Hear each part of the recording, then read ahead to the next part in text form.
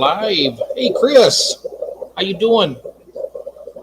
That was quick. You got here fast, man. How you doing tonight?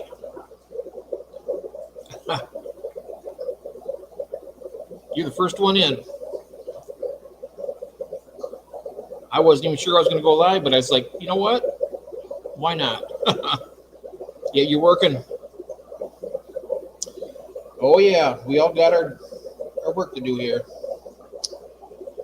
I got to do a couple things here on YouTube right quick. I got to get rid of that annoying heart so it doesn't block half the chat all the time.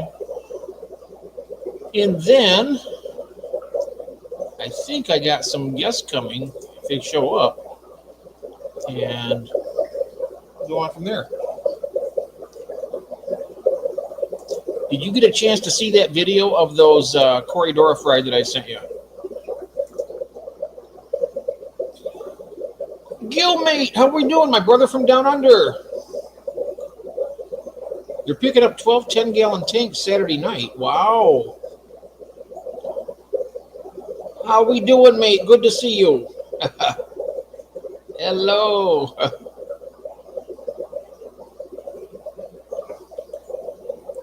I have to go in here and fix something here real quick. Remove that little annoying heart that blocks part of the chat. I know that we don't like that too well. Customization. How is everything? How's the weather in Australia? It's getting cold here now, Gil. It is getting cold here. And live actions on. There we go. I was all geared up to join. Oh, this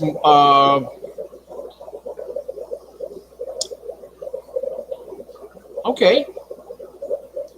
Are you geared up right now? I didn't realize on Thursday I normally will stream with Ron at that's early morning for you. Do you have snow there right now, Chris? Oh my God. It's too early for that crap. It is way too early. All right, so I got that part taken care of now, so I can come back here. Yeah, I can see you better now.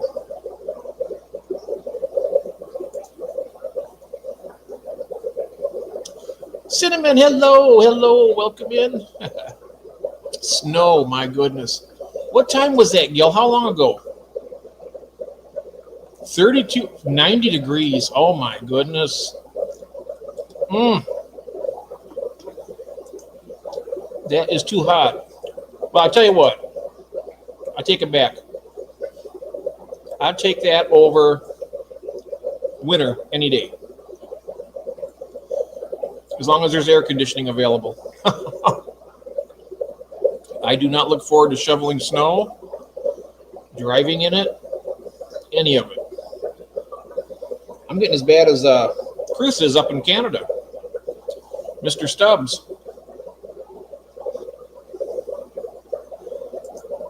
Just a lovely spring day here. Oh, nice. I bet it's got to be wonderful living there. I mean, your coldest winter, you don't usually get any snow, but that would be perfect for me. I don't care about the cold isn't so bad. It's just all that snow, you know. I can dress warm and get by just fine. As long as I don't have to shovel every time I go somewhere.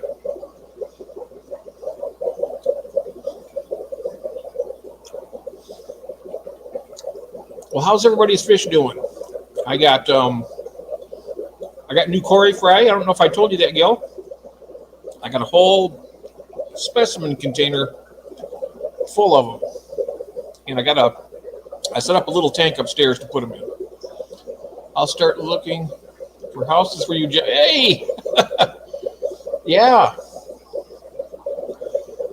I could at least summer in Australia and then come back, or winter in Australia and then come back here in the spring and summer. Then bring you back to America.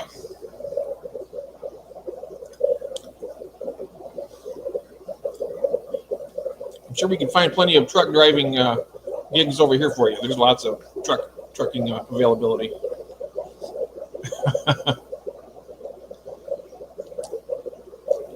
Yeah, so besides that, my little pistos are growing like weeds.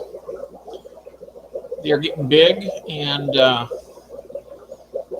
I got a feeling that they're all going to make it. But the only thing of it is, Gil, with Europe Borellii,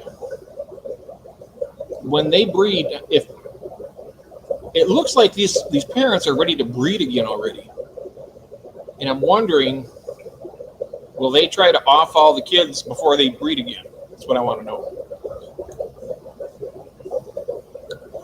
I can't believe how mild the winters in southeast Pennsylvania are. Are they? They're mild.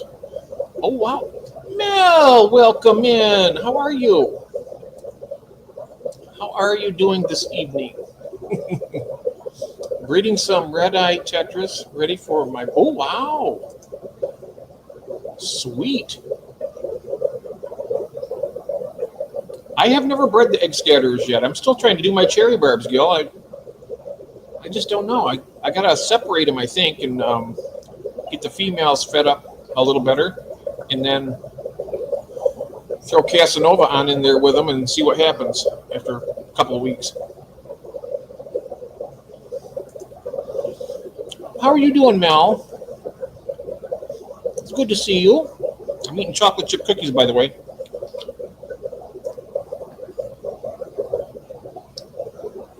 Yeah, last two winters, mainly rain. Oh, wow. Now where David's at, I don't know if you've seen his videos from last year, but he dug out, they must have had 3 feet of snow. I mean, he was out there shoveling every day, almost nonstop for like, it was like almost had to have the National Guard come in there, I think. It was really bad. A lot more snow than we got.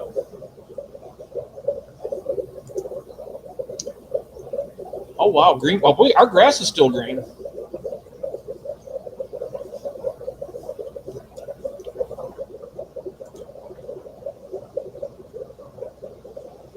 Well, that's all right. That's better than nothing. I only had one Corey survive that last batch I had. And there was a lot. I wonder if there was if I was trying to raise too many of them. It might have been too many. Daniel Park, welcome in, my friend. How are you? How's Texas tonight? Welcome in. Good to see you. Oh, surrogate the cherry barbs for a couple of weeks. Okay. Separate them. Feed a lot of live foods to the females. Get them eggs build up. We had 3 times the snow. Only 3 times. Wow. I hope we have a mild. We're not going to have a mild winter, though. They're saying it's going to be a real dinger. Dinger here. Yeah, I'm going to do that because my male and females, they're really nice. Good size, and the females are nice and fat. Annie Stokes, hey there. How you doing, my friend? Hey, good to see you. Nothing over 4 inches. Oh, wow. Let me see what my power is like. I might even do a little tour and show you some of the stuff that's going on. Oh, I got enough power. I'll do that in a few minutes, okay? I'm just going to sit here and I'm trying to have bring my blood sugar up a little bit. If I don't eat enough carbs, poor me, right? I mean, pizza's like on the menu. All kinds of stuff. Great to see you, Daniel. And yeah, snow, never heard of it. Yeah, I tell you what, I'd like to be down in Texas. If I had to move down south, I think it'd be Texas because in Florida it gets too humid, I think. I know it gets hot in Texas too. But I tell you what, it'll beat Michigan's weather.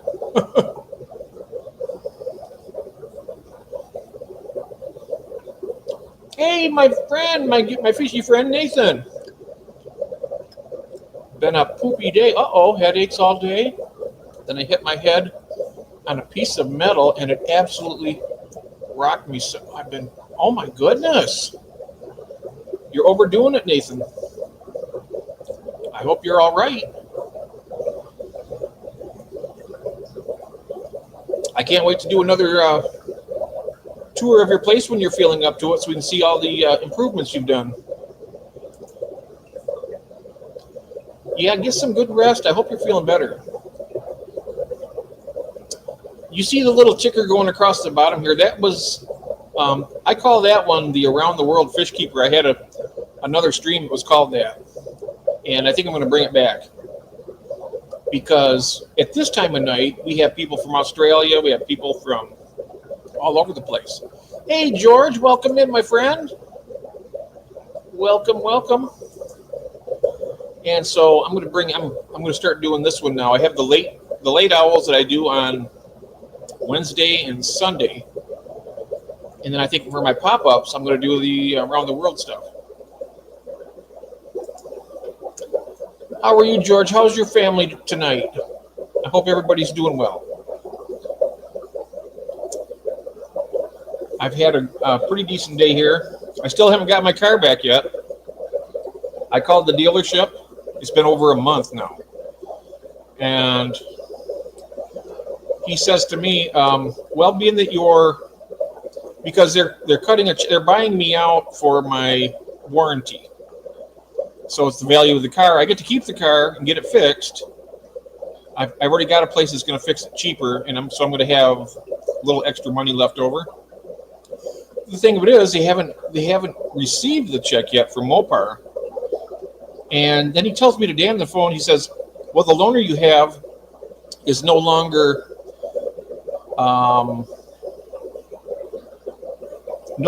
free because my warranty is over with. And I said, I beg your pardon. You've had my car for a month. We never got our loaner car till 2 weeks afterwards. And he says, well, I'm going to make sure that's covered up until the time where you actually come and pick your car up. I said, okay, well, that says more like it.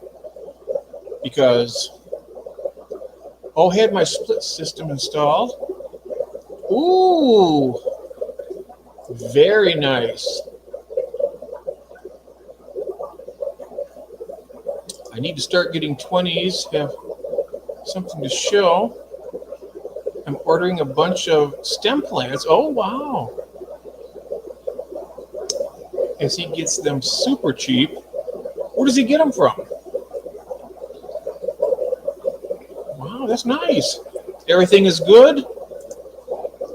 Just got back from dinner with my brother and dad. Oh, nice. Sushi.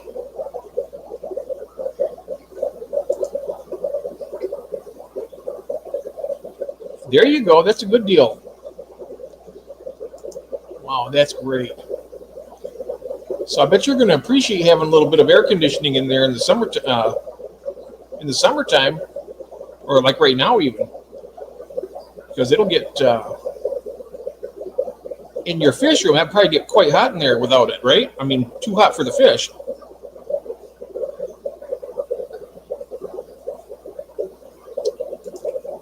I have no clue.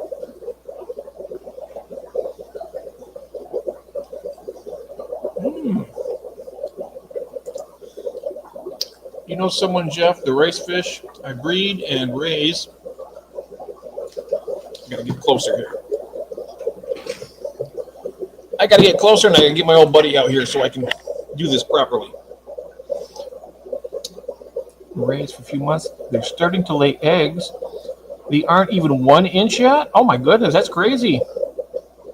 They're in the garage in 82 degrees. Whoa. That is something.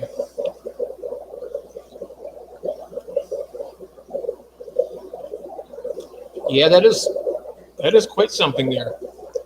Okay, I'm off. Got to close my eyes. Hope the headache goes away tomorrow. Missed work mowing lawns today, so got to get them done tomorrow. Well, you take it easy, Nathan. Scroll back up, Andy. Okay, let me scroll back up. What did I miss here? Jeff, I bought fish today. Oh, wow, my Bosemani rainbow fish. But I also Looking for what cichlids to get. Maybe convict cichlids. Oh, to go with the Bosemani? Um, they might be a little bit aggressive for the Bosemani. Christine, hello, hello. I I hope that those black Schultzes, I tell you what, that's going to be cool. Oh yeah, hey Sonny G. Oh, cichlid tech will be set. Oh yeah, in that case, absolutely. Convicts are a great. I know people say, "Oh, you don't get them." They talk about them. I think a lot of people that say that they're talking from a money standpoint because they are so prolific. But as far as being good quality fish, they are awesome fish. I highly recommend them. Yeah, that I keep electric blue rams and electric blue Acara. There you go. That's perfect for them. That is a really good combination. You can get convicts, you can get firemouth cichlids. I like the firemouths real well. I will go around here in a little bit and I'll show you all of them. And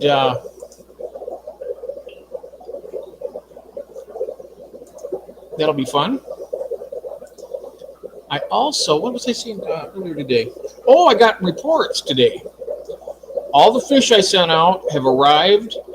Everybody's doing great. Everybody made it alive, and they actually got to their destinations a little bit early from what they said. So I sent the dragon blood peacocks to Holly, and then I sent a pair of the convicts, Amy, to a friend. Her name is Holly Gibbs, and she wanted a pair of them, so I got her a nice, not a real large pair, a nice young pair of convicts. And then last night, I don't know if you've ever seen Dan's Fish. He does the giveaways every week. He was giving away longfin, super red, bristlenose plecos. Now, I don't really care for the longfin so much, so I asked, is it okay if I play for Holly Gibbs? I mean, because she was there. I think I seen her first. I could have given away to anybody, but I seen her first, so I said, can I play for Holly to Bob Kaler? He says, sure. Guess what? First name out. Pelham's Aquatics. You're the winner. I was like, whoa, you got to be kidding me. I was like gobsmacked and just like, that was right out of the blue. So not only she got the convicts, but I sent an email to Dan with her email. He's going to reach out to her and send her those super red long fins.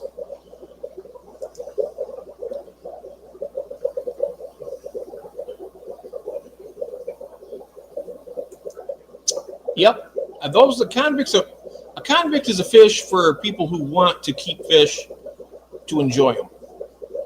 I mean, I know a lot of people who have like larger. I mean, this might sound bad, but they have larger fish like Oscars or I don't know those big garfish or whatever predators. And the convicts. I mean, they'll have tons and tons of fry. They just put them to use there. In fact, I had a couple of red tiger Oscars, and I did that. Basically, it was protein for them, and I didn't get overrun. And so what I do now is in my tank there I have like 2 pairs of convicts and a 75, which I'll show you in a minute. Also, I have a male. Dimbidichromis compressiceps, which is also called the eye biter. It's a Lake Malawi cichlid, and they're really good predators. So they keep the numbers trimmed down. I think I had in the last 8 months, I had one. There's one in there that made it out of hundreds. So it's doing a pretty good job keeping the numbers down. But I had every once in a while you'll get a survivor that hides out, gets real clever and makes it, but not many. Not too many. Yeah, I like my convicts. I'm sending more to Tiffany, she likes those pink ones that I got, and I got to admit they are beautiful. Hey, good evening, Lance. Hey, I'm sorry about your picture. You know what? I don't have a messenger on my computer here because it always messes it up for some reason. I don't know, but I don't know if you got my email, but next time if you have, send it to my email and I can pick it up with the computer here. Did you ever find out what was going on with them? You hear about the cargo plane? No, I didn't. What happened there? I heard something about a UPS plane was having trouble. I don't know. I didn't know that it crashed.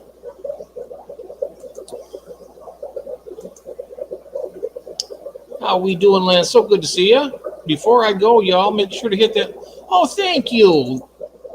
Thank you, Nathan. That's kind of you to say that. Beto, how you doing, my friend? Welcome in. Hi there.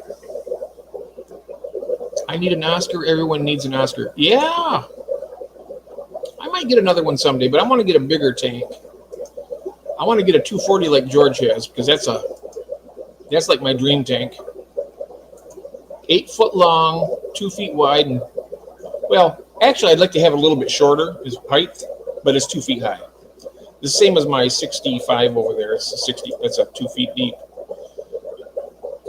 Cinnamon sleeper, Sunny Gills. Welcome in. Welcome in. How are the crebensis doing? Are they breeding for you? I added a female in with my. I put one of the males in this 29, the new one I set up. And so I took one of the females out of the 55 back over here and brought it up here and put in with him. So they're looking pretty good. Georgia got 2 types of Medaka. Oh, did you really? What kind did you get? I was in the store today that had a large cichlid selection. I will make a video in a few weeks and try to send. Yeah, you can do that. Or you can join me right up here on the panel sometimes, Andy, if you want to. And if you have the URL to the place, I can just pull it up on my right here on the camera, right here on the computer. We do that quite often. If you have the name of the place and the website, I can do that. That's the one I heard. Oh, it killed 7 people. Ooh. The UPS. Jose, my friend, welcome in. How are you? Good to see you. Cinnamon Girl, what kind and where? And from where? Medakas.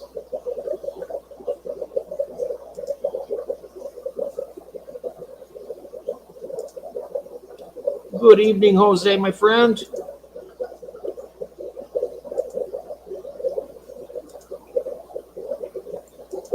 Cribs are active. Can't tell if they are breeding, but affectionate. Okay, that's good. I mean, they're still kind of new in the tank, so sometimes it takes them a couple of weeks to get, a couple of weeks or a couple of months to get settled in, and then before you know it, when the true sign, when you know they're going to be doing it, you'll find out that they're a little more aggressive and they're keeping other fish away a little more, and that's pretty much a telltale sign that they're getting ready to spawn, or they might even already have eggs.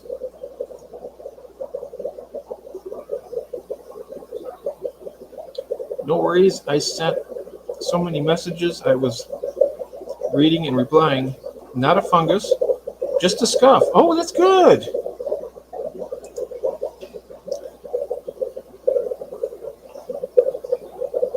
Destructive. Did a 70% water change? I'll check on him when I get back. All right. Yeah, they're using stuff like that heals up pretty quick on these fish.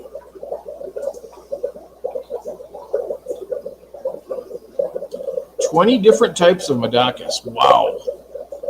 You're as bad as David is when it comes to the Corys. And Cheryl, she's got, what, 28 species?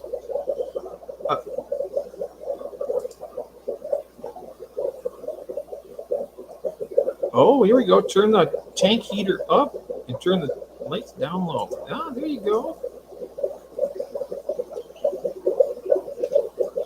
Yep, turn it up, and then what you do is do a nice cool water change, and give them some live foods, and boom, you presto, you're gonna have eggs in a cave somewhere. Do you have a cave for them? That's one thing they do need to breed, like one of those little huts. They work pretty good. It's looking like my McMaster I Vieta Reds. I tell you what, I'm going to show you those too. Oh, I have a lot of convict cichlids. I have both the regular black striped, and I have the leucistic, which they call them pink. And the pink convicts are the very first fish that I ever bred, and that was back in a different lifetime, a long time ago, in a galaxy far, far away. King glitter and oh wow, 8 red king glitter and 8 platinum blue Miyuki from eBay. Oh, nice.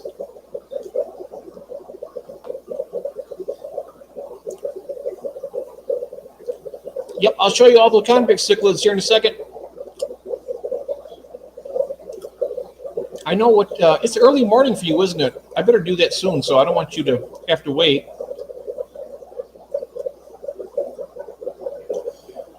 They were one of the first, my very first fish that I have. I can remember this just like it was yesterday. My mother bought me the tank for my 10th birthday, 10 gallon. It had 2 blue gouramis, the 3-spot type. Those are what were called blue gouramis. There's another type called the opaline, but these were the 3 spots. I had 2 of those, and they were the meanest fish that I'd ever have. Of course, they're my very first fish. And then I had a pair of swordtails and 1 Corridora. Was it a Corridora? I think it was a Corridora. That's one thing. It was just, I think it was because it kept going up and down, grabbing like air and going back down. And but the blue gouramis were on that poor little thing constantly, and he didn't last very long. He or she didn't last very long. Then shortly after that, I got my convicts. And then in that same 10-gallon tank, I had a little castle. I think you might have seen it over here. They bred in it, and I was absolutely, I'm a 10-year-old boy watching these fish. They had eggs all over I looked right in there with a little flashlight. I could see all the eggs. And then next day I said, oh no, they're all gone. And then I looked down the bottom, they're all wiggling down at the bottom of the cave. I was like, oh,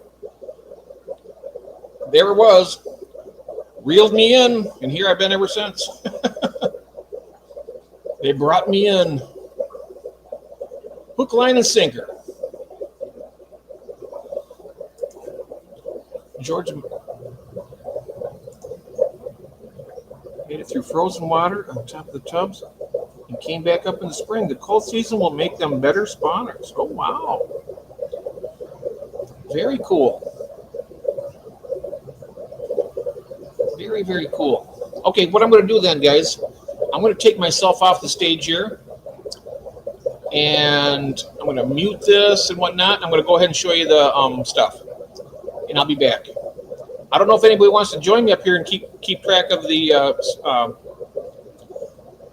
chat for me, because I won't be able to see you guys while I'm doing this. So if you say something to me and I don't respond, it's because I cannot see the chat on my phone. I'll be it takes the whole thing up. Alrighty, so I'll be back. See you in a minute.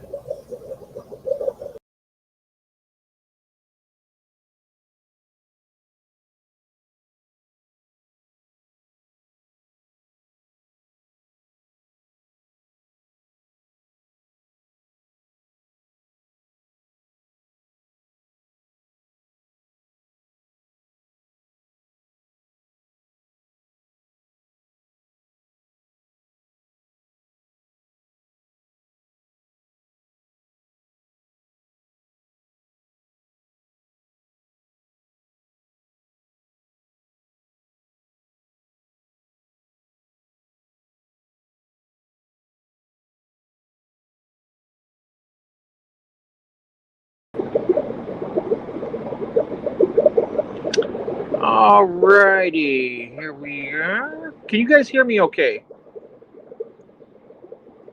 Tell me in the chat. I can see over here. Let me know if you can hear me okay.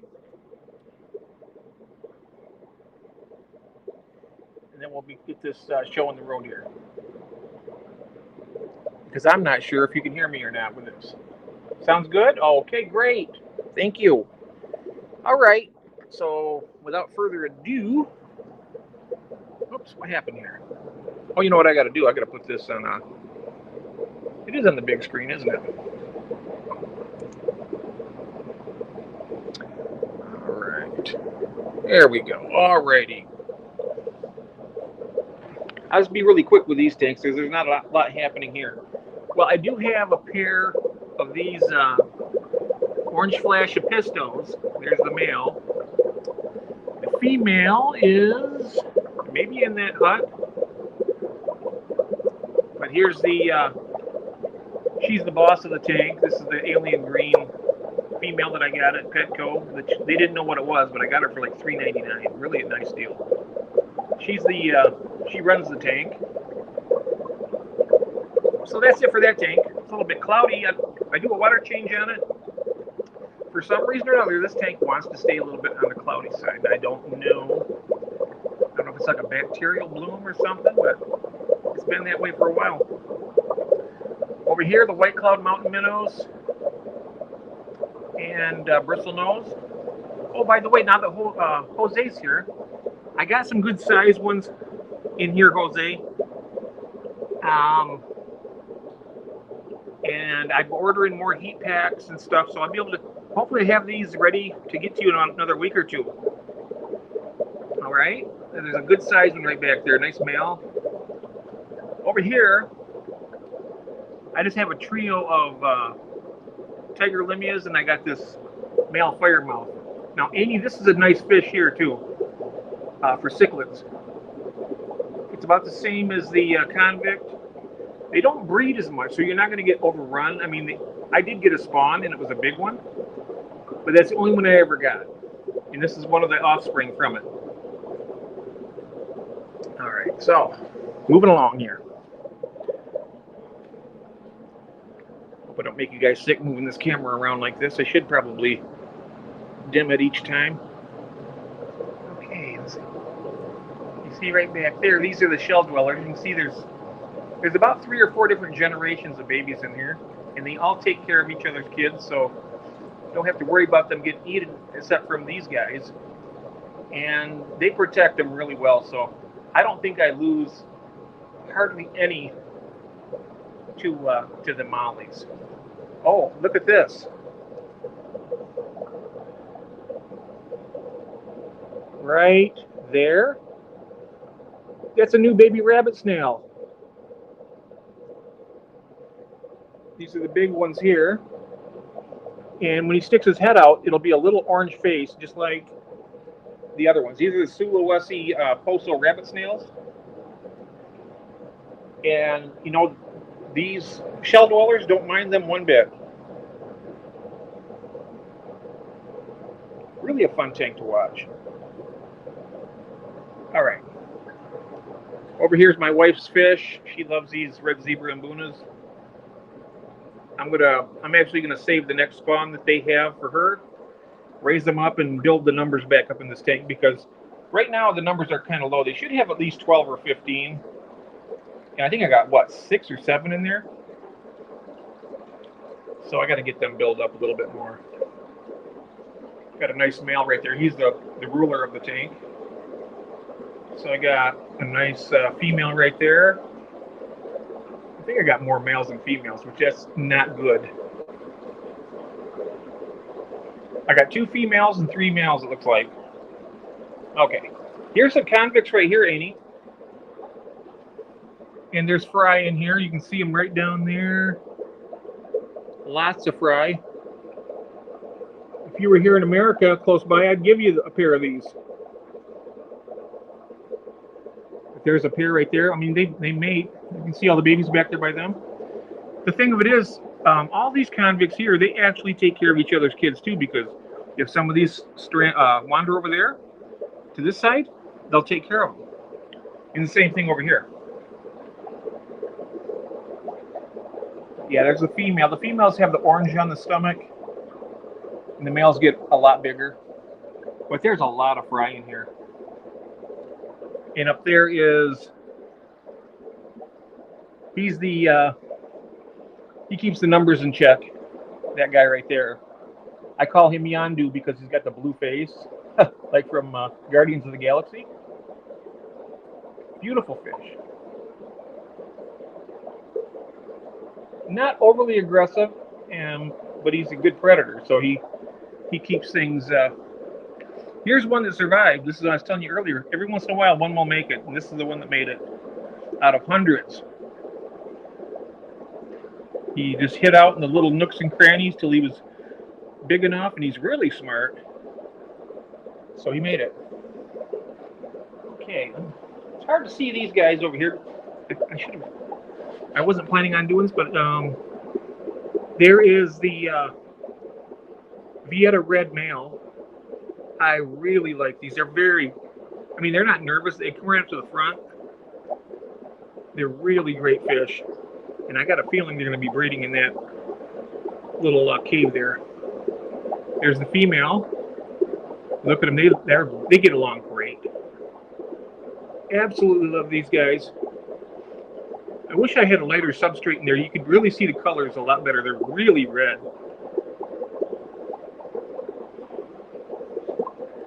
But I'm looking forward to the fry from these guys. And I also have, there's my trio of cherry barbs. There's the male there, and I got a couple nice, big, chunky females. And what I'm going to do is I'm going to, up here in this basket, I got some Java moss. And I'm going to like Gil had mentioned, I'm going to separate the females. I'll put them in this tank, feed them up real well, and then I will move them into this. And then after a couple weeks of being in here, I'll put them in here, then I'll add the male to it. And they should have their spawning in here. And hopefully by that time I'll have more tanks set up because I'll have all these fish out. Then the eggs will just fall to the bottom and hatch. But there's the female that I added to this tank. This is the albino crubensis female. She was getting really beat up in the other tank, but now she's doing great here. She's eating. Let's see if I can find where the male's at. Oh, he's down here hiding. He's hiding over there in the corner. There he is. Whenever she gets near him, look at this. He'll start displaying for her. He is a beautiful fish. This is a nice fish to get right here. And if you like cichlids, these are more less aggressive than convicts, but as you can see here, these guys right here, they're just stunning. And once again, I apologize. I cannot see any of the chat, so if anybody's seeing something, I'll see you in a few minutes when I get back. I got to get a light for this tank. I got paradise fish in here, female. I like to get a male for her. And then I got the Epistogramma cacatoides in here. Let me see if I can find them. Yeah, I'll be getting more equipment down here. Let me get some more lighting and whatnot. Oh, I'll show you this. These are my purple mystery snail clutch eggs. Got to check them here. Oh, not ready yet. The way I can tell these are ready is when I go to touch these, they'll crumble almost just by touching them, and then you know they're ready. But they are not ready yet. Sometimes it can take like a month. Okay, over here, this tank, I got my blue-eyed daisy race fish, and they put their eggs on that spawning mop back there. And I've been collecting eggs out of there. I know they take like 21 days to hatch or something, so I'm just waiting. I have those upstairs. Then I got a black mollies. That female's getting ready to let out some fry. I got a couple little bristle nose in here, and somewhere in there is a female Borellii apisto. The male jumped out of the tank and kind of spoiled that little adventure real quick. I only had him for like 3 days, and then found a little. What was that? I think I still have it here somewhere. Yeah, I found him down on the floor, way over there, dried up on the floor, fish jerky. Okay, over here, this is going to be the new Lake Tanganyika tank. As you can see right there, I have a Kungwinsi male. This is a kind of a rare shell dweller. Got nice blue eyes on him. I had a female, but she got bitten in half. Her tail and then some of the meat farther up the body. Somebody just got her really good. So I'm looking for a female for him. And hopefully he'll populate this tank. Got these tiger limias in here. These are a few that I'm keeping myself. I'm saving a bunch of them for Chris Gordon, but I got to get my supplies in order. But yeah, not a whole lot in there. Just a nice piece of dragonstone. And some. These are the big shells I got from Richard Reynolds. He sent these to me from Florida. They are great shell dweller shells. They're nice and big and spacious. Over here is the tank of Misfit Toys. This is like a catch-all. I had, speaking of tails getting, her tail was bit off, and she came in here. She laid down at the bottom of this tank and thought she was going to die, but I dropped food and she would open her mouth and eat it. So I knew that she was struggling to live, so I stayed with her and took care of her. So she's, you know, swimming around, eating, and let her live out her life. And yeah, that's gonna be it. Sorry about the glass. I gotta clean this glass. It's terrible. All right, I'm gonna have a seat over here and show you the next fish. All right. Oh, I'm gonna show you back here real quick. They're all hiding right now because I think they're in the process of spawning. These are the bimaculatas here, Gil. And they're all back in there. I don't want to disturb them because I know all of their tubes have dropped. They might come out here while I'm sitting here. Let's go over here to the main attraction right now. Got this pair of apistos. You can see all the little fry at the bottom of the tank. They are growing. It doesn't look like a lot, but when they get all congregated, there's a ton of them in here. I mean, they're all over the place under that moss. There's some right back there. They're getting big. And these guys are ready to breed again, I think, because the female's starting to get fat, and they're doing the, you'll notice she'll go up and slap him across the face a few times with her tail. That's her trying to entice him.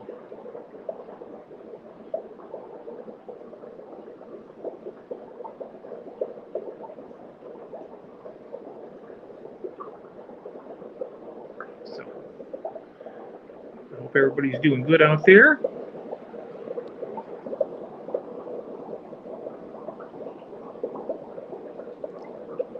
Oh, you like her? Oh, I can see one thing on here. I see June. Oh, isn't she beautiful? The little girl here.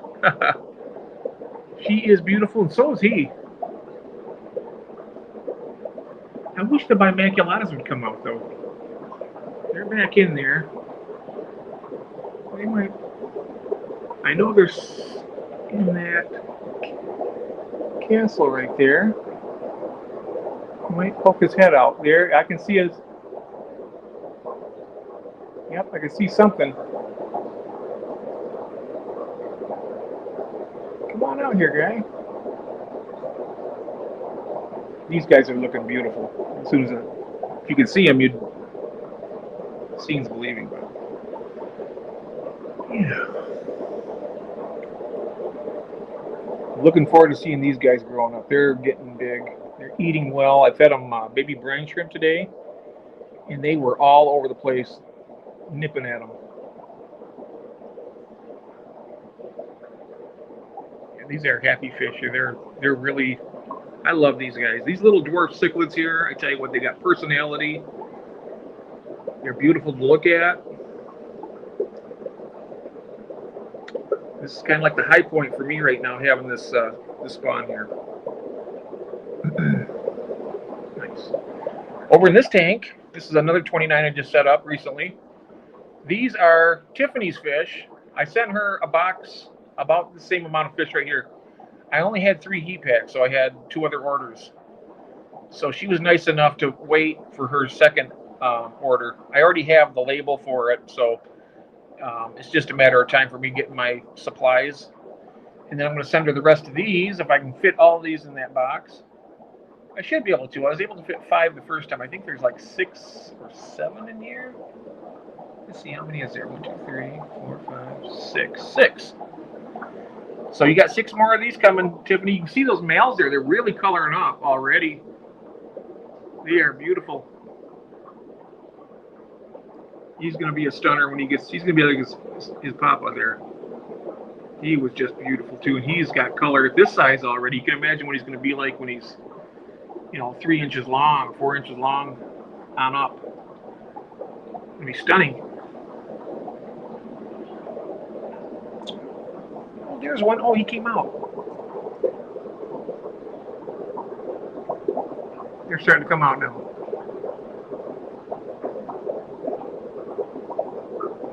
One of these times they're going to come flying around there. They're going to have a bunch of fry with them, I can tell you that.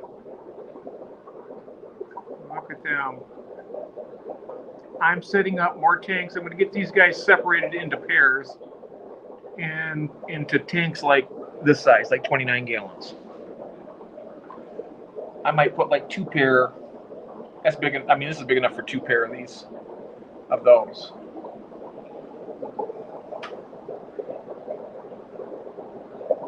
I could leave 1 pair in this 10 gallon. They'll breed in it easily. I mean, this is a nice size for them to breed.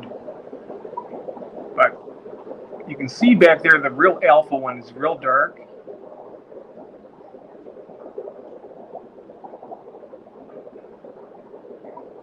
He lets everybody know who's boss, but if you look at them, none of these fish have any type of tears on their fins or anything. They're just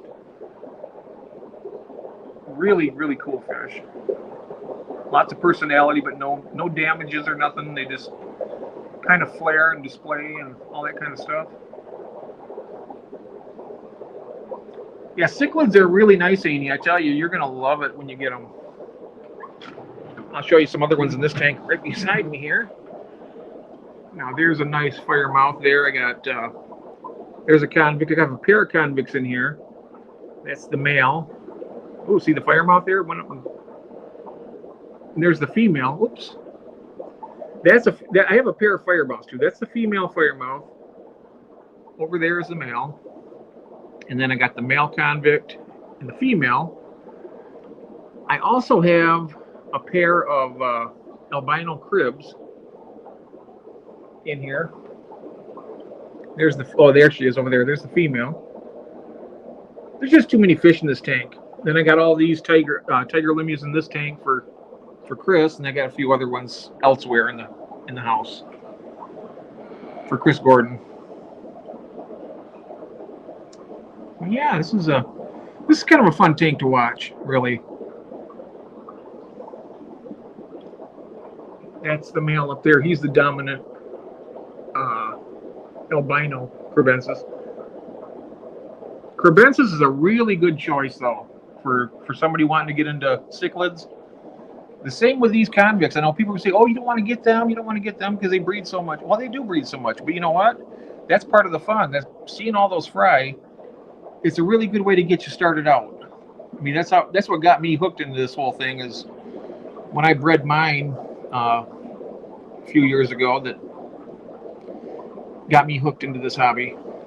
Seeing that cloud of fry with the parents defending them was just a sight to behold, I'll tell you. Speaking of which, I got to show you over here. because the ones I had were the pink ones. They weren't these striped ones. These came later. Let me take you over here and show you the main tank. You need fire mouths and convicts together, so I don't trip over this air compressor. This female has a bunch of fry down here and a bunch of albino fry too. So I got these two females.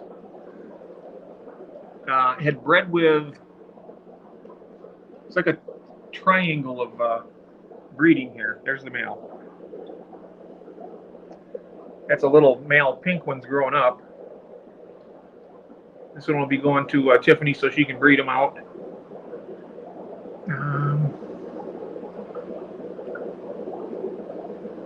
There's trying to find the fry here. There, you guys can probably see them. I can't, but I know they're there.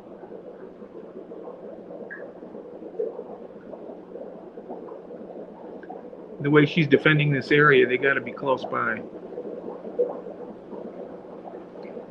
But yeah, these are the first ones I ever bred, pink convicts. That's the only male pink I have right now. But when they get big, the males get a lot bigger. The same with the striped here. But look at the size of those fire mouths back there. That big one right back there at the back, that's the father to all these other ones. I mean, I've sold a lot of them, and I've gotten rid of a lot of them, but they had it must have been about 150 to 200 fry. There's a nice looking female right there. Look at that one with all that red. Oops. Where'd she go? Right there. Yeah, look at that. See that? When the light shines on her, look at that. Absolutely stunning little fish. I want to take her and get her hooked up with one of the nicer males. Get some really good quality convicts out of something like that. That is just a beautiful specimen right there.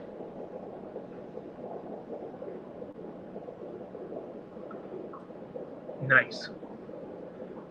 I know I get wound up on this, guys, but I do love these fish.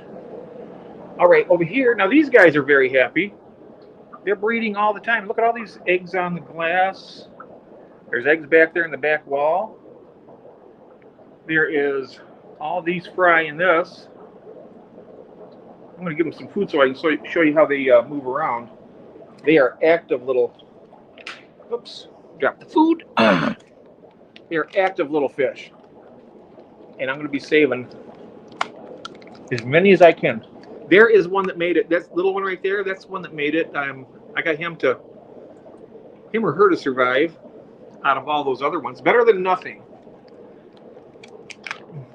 I gotta put my phone down for a second so I can grab this food. It's hard to do that with this phone. Okay. Let's see here now. All right. What I do is I take some of them first bites and I put it on the tip of my finger, and I'll just kind of tap it in the water so it goes down. And we'll watch. As it reaches them, the activity will begin. They seem to be quite hungry a lot of the time. Yep, there they go.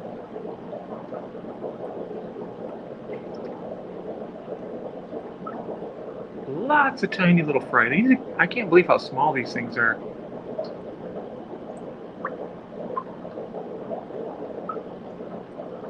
But I have a little 5-gallon upstairs that I got set up, and it's all seasoned up with a good sponge filter with the beneficial bacteria. And when these guys get a little bit bigger, I'm taking them all up and very slowly acclimate them to that tank. And I think we'll have some good luck.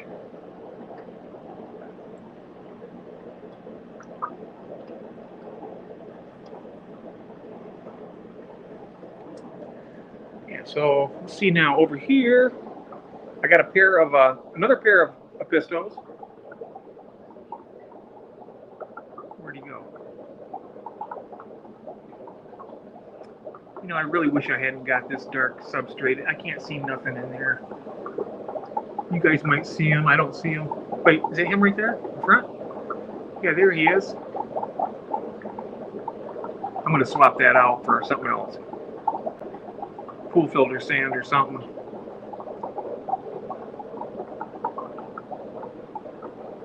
But there's a female in there, and there's also, I got a super red male bristlenose, and then there's a male albino in there. So I want to get a female for the super red, and then move that albino male out. Put him somewhere, probably over there in that shell dweller tank, because it doesn't have the one over there. I showed you that has that one shell dweller. I noticed there's a little bit of algae growing in the back of the glass, so I can do that.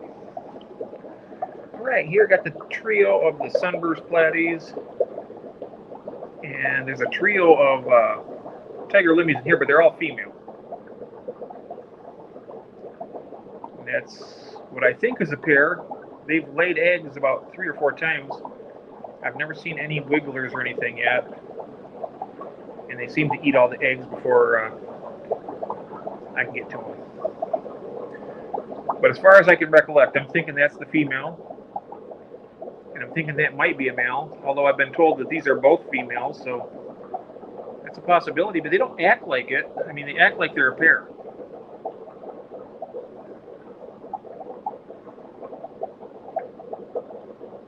I can't wait to get some fry out of these sunbursts, though. I really like those. There's the male right there. The 2 right there, females. Okay. And then we got the peacock gudgeons. I love these fish. I got a few blue star endler males in there just to keep them happy. But look at those pudgy little tummies on these. These guys eat great. They're very hardy. That right there is a male, I can tell you right now. See him right there in the middle? My phone will focus. Look at that. I love these fish. They're active, they're colorful, they got personality. I got to move some of those blue stars out. I got one female in there, and they're both pestering her terrible. You can see her right there. Look at that. Constantly.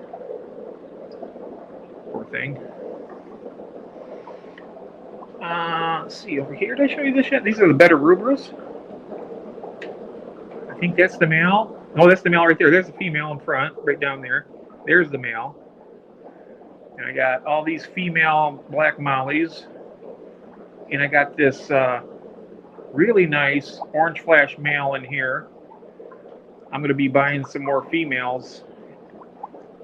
I really want to get a lot of different species of these epistos. I tell you what, I really like them. I know you probably get tired of me saying that, but I do. I really like these. Beautiful fish. Look at that. And they're small. They're about 2 inches or less. Anyway, there's my finger. Tiny little fish. About like that. Yeah, not big at all. Pretty pleased with that Java fern. That's one of the best plants I've got. It's growing like gangbusters in this tank. I'm just going to let it go. All right, then down here, this is the last tank in this little tour. Down there you can see one's popping the head out. This is the Unimaculata Mahakam River wild type bettas. And these guys right here, I think he might still be holding, but they did a big wrap. There he is. Maybe, is he holding? Let's see. I can't tell. I can't tell. But there's the female back here. But I tell you what, they're not real colorful, but they are so interesting in their behavior. And they will get aggressive when they're breeding. They will protect their area. The only thing in there to protect them right now from is these plecos, and they don't do anything. So, hoping to see some fry eventually. They're supposed to take care of them once they're born and spit them out. From what I've heard, that they won't eat them. From what I've heard, I could be, I think everybody's mileage will vary on that, but I'm willing to try it. I like them though. These guys are good sized fish. He's probably pushing 4.5 inches. She's probably 3.5 to 4 inches anyway. Lots of more bristle nose. I've bred the crap out of these guys.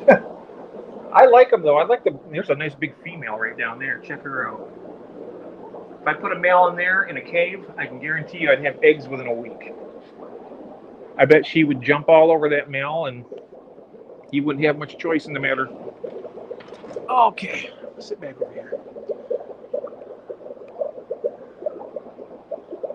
So anyhow, well, I can see the screen now anyway. Hey, Cheers Aquatics. Hey there, welcome in. I'm going to come back, guys, so I'm going to go ahead and end this one, and I'll see you back at the main screen. All right. All right, thank you. I'll see you in a minute.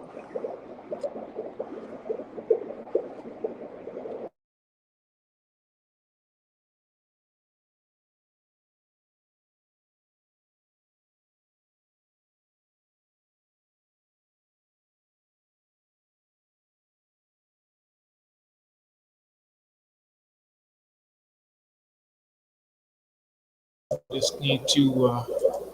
There we are. Hello. Sorry about that, guys. I just I get carried away with those fish. Come up here a second. I'm not sure what all I missed in this chat here, but I'm going to look. Oh, you're welcome, Annie. Anytime. I love to do the tours. It's only a matter of whether my phone's charged up, and I always forget to do that. My uncle had a huge set in his garage. People, animals. Oh, nice. It sounds like a lovely place. Lionel trains were very popular when I was a kid. Oh, yeah.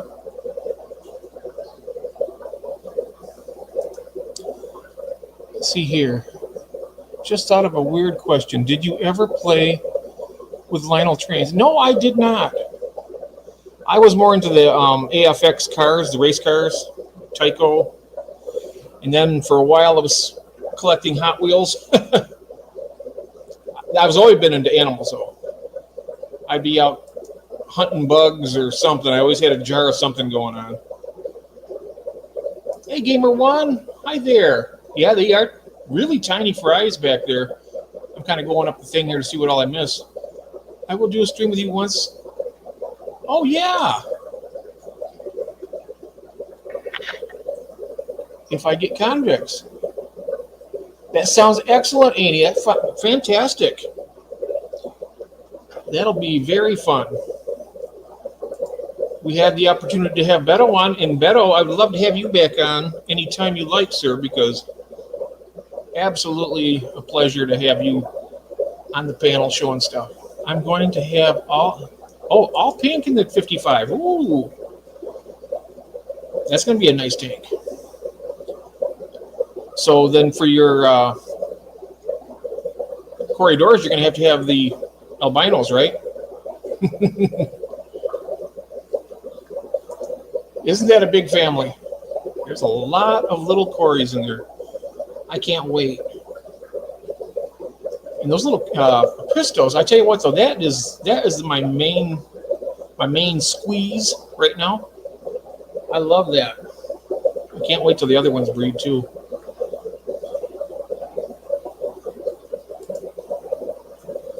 But that little female back over there, I think is what we were talking about. That female she has got colors up the yin yang. As soon as that light hits her on her dorsal fin, it's like red and black. She's the most beautiful little striped convict female I think I've ever seen, honestly, anywhere. I'm not just saying that because she's mine. I'm just saying it because she's beautiful.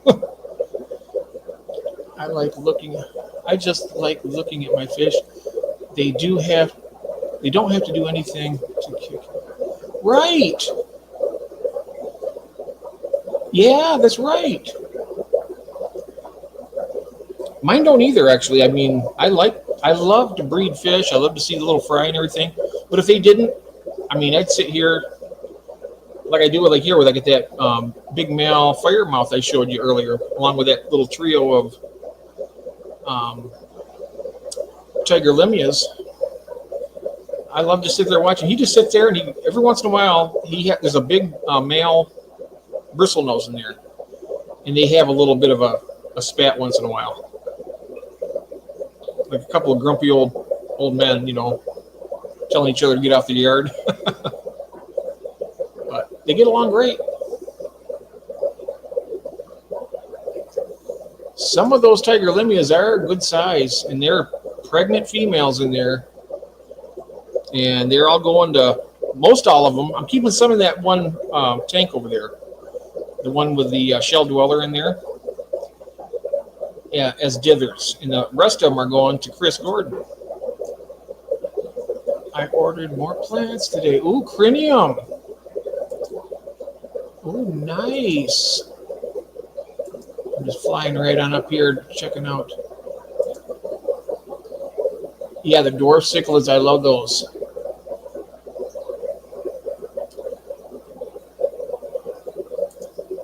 Convicts over the blue car. Yeah, and I have to be honest with you, as far as those, are you talking about the electric blue acaras or the regular blue acaras? Because out of those two, that regular blue acara is a beautiful fish. I tell you what.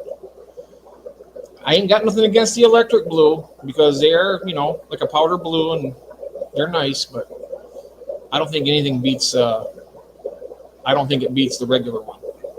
In my opinion. That's just my choice. I mean, people have different tastes, right?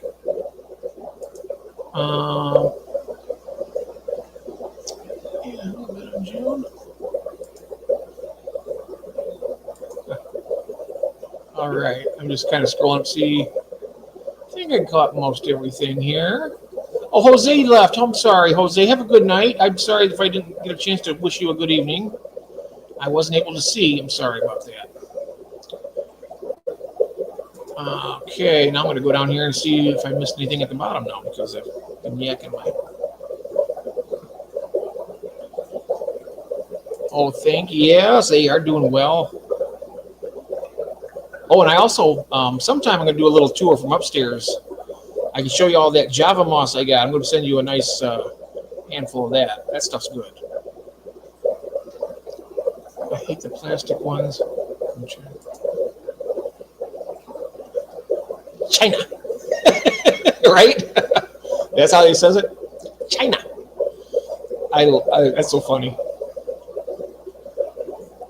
Welcome to Fish Fam, Chairs Aquatics. Yes, welcome. A Star Trek train.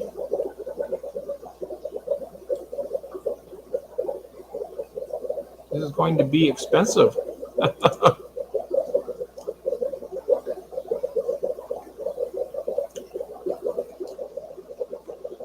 Oh, I do like the yellow gold rams. Yes, I do. In fact, if I ever get them, that's the ones I want to get. Those are nice. Very, very nice. So I don't know if anybody would like to join me up here. Let me know in the chat. I can drop the link if you want to come up and show a tank or some fish. Or if you're content just to sit there and enjoy yourself with everybody else. Hey, I'm easy either way. Whatever you'd like to do. I have a lot of Star Trek. There was a train. My mom would have gotten it from. Oh, wow. Well, that's nice. The only thing I'd get is smacked. Can I get one of those trains? Smack. No, you're not getting no train. We ain't got the money for that. Oh, all right, Benno. Excellent. Let me drop this. Where are you at here? There we are. And here we go. There's the link for you, Benno. Oh, this fish has been in the hobby for a year. Nope, they're going to be, Fish Fam can be, you can start the hobby tomorrow and be part of the Fish Fam. New people come in. There's a lot of people who've been in there a long time. But yeah. Post-war trains are cheap.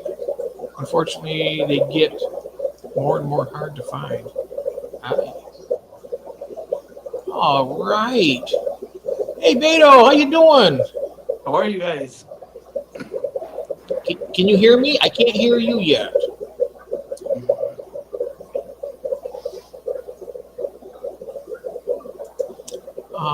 Okay, I'm looking here. No sound? Nope, you're not muted. Wonder. Yeah, you're gonna like those, Andy. You're gonna like those convicts. They are nice. Just waiting to see. Can you hear me, Beto? Mm-hmm. Okay. I'm not sure if it's your laptop or phone. It should be because you're not muted. Let's see here. Yeah, I know it. Doesn't he look like? He looks like George.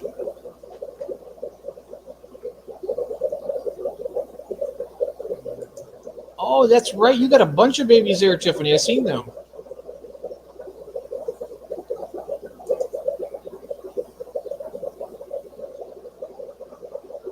Oh, he's gonna come back.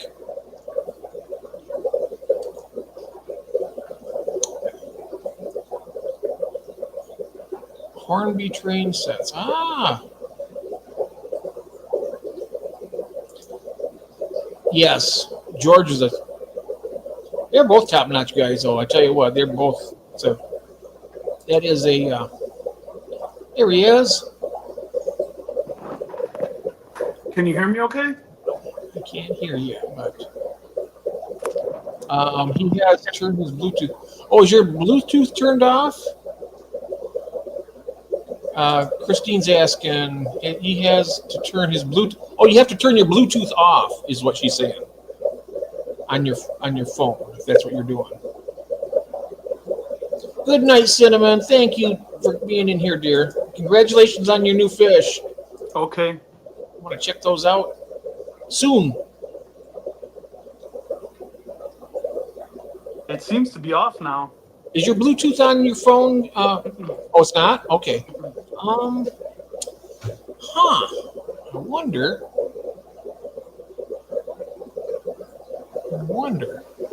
Can you hear me now?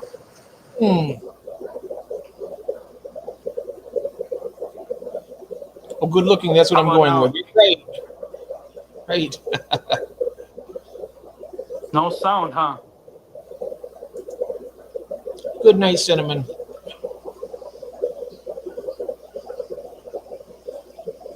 Was it last night we had a tour with Cinnamon, or was it the night before?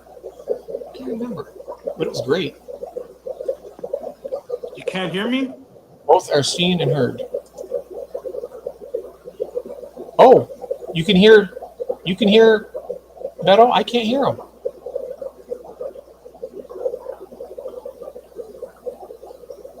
I know about Tycho. I know. So June says that she hears You can me hear fine. both of us.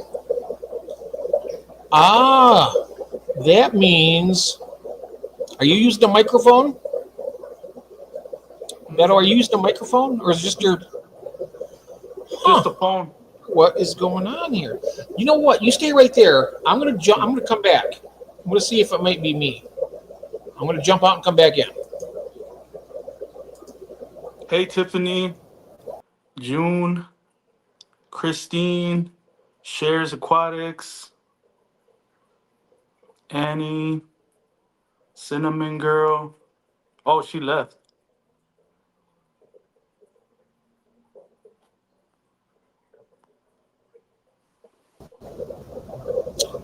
Okay. You can hear me now? I can't hear you. I'm so sorry. You can hear him. Isn't that weird? Isn't that odd? Christine, could you jump up here for a moment just to hear? I wanted to see if it's just me or if it's for just a second. That way, just hear. I'll drop this link if you can. You don't have to. Just for a moment to see if it's just me because I don't know what's going on here.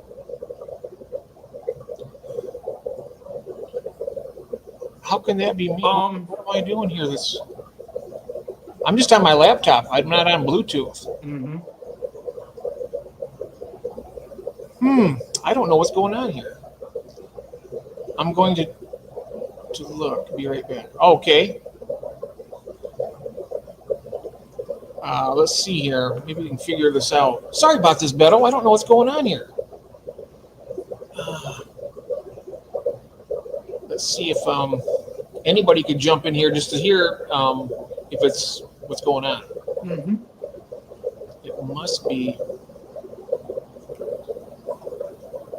because that way, if somebody else cannot hear me, then I know it's something to do with my computer.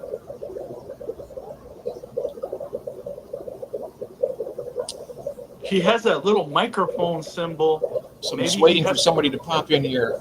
Sounds good. Sound is good. Okay, I can't hear Beto, but I can. It's so weird. The other day we didn't have any problems.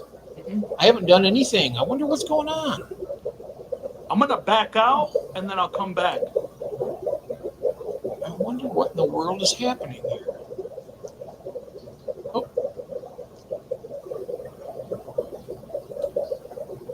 I mean, you don't have to be on the camera if you don't want to. Just pop in, and there she is. Hey, Christine. Can you hear me? Yes, I can hear you. Uh-oh. What? I'm wondering why I'm not hearing anybody here. That is not... I can hear you, Jeff. You know why? I'm such a freaking retard. I had my... Why? Oh, I am... This is terrible. Yeah, you had your volume down because you went to your phone. Nope. Where's it at? I think I muted myself here on the... There it is. Yeah, I think you Oh lowered my your God, I'm so... yeah, you lowered your volume when you went on the cell phone and you didn't turn it back up. I didn't turn it back up. I am so embarrassed. It's so hard to type all that when you got pizza grease on your fingers. Sorry, I was eating pizza. You're good. It's all good. So Beto's come back in and says device not connected. Okay. Just come back in, Beto. I can hear everything. I am so sorry about... I just completely forgot about it. That's fine. Jump out, Beto, and come back in because it says the device is not connected. It wasn't you, it was me because I didn't have my volume up. Oh, jeez. Hey, it happens. It happens. It happens. We all have oopses when we stream. It's the way it goes. Oh, I had pizza earlier. Let me see. There he is. I'm sorry about that, Beto. It was me. I didn't have my volume up. No wonder I couldn't hear anything. Crazy. You guys can hear each other now, though, right? Yeah. Yes. Yep. Okay, then bye. If you want to. Bye, Beto. Now I'm gonna go finish Bye. eating. Oh, okay. Yep. All right. But I'm Thanks for watching. I'm helping. okay. All right. Bye, guys. Bye-bye. Bye. Beto, I'm so sorry. It's okay. How embarrassing that is. I I'm mean, trying to figure out how to full screen this. is it your phone? Yeah. You just turn it sideways so it's like... Yep, there it is. Okay. There we go. Okay. There we go. So how we doing tonight? Oh, doing pretty good. Pretty good. That's good. That's good. I seen the pistols, man. They look amazing. Oh, I love them pistols. I can't wait really- to see the other ones breed. Like I said, I wasn't a big fan of the pistols before, but I've seen them a bunch, but I've never seen like the ones that you had. Oh, And I don't know if it's because they're colored down when they're at the store or what, but I've seen at least 4 different species of pistols, and they've all been like pretty dark colored, you know? mm-hmm. But Yep. man, those things you got, those things like they explode, you know, like those. Cacatoides, they're really, and they're also, they'll breed in hard water. You haven't got to have RO or nothing. And you have two kinds, right? I got I have the McMasterite. They're called Vieta Reds. They were in that tank with the gravel. They're really hard to see. I wish I never would have bought that now. It was cheap though, that black blasting grit sand. Mm-hmm. But I'm going to do just all pool filter sand from now on because they'd show up so much better in there. I got those when I sold some of those peacocks. Whoop! Uh-oh. He touched a button. He'll be back. But yeah, I got those new pair from selling some. There he is. Sorry. No, that's all right. The thing is that I don't know why. It's kind of like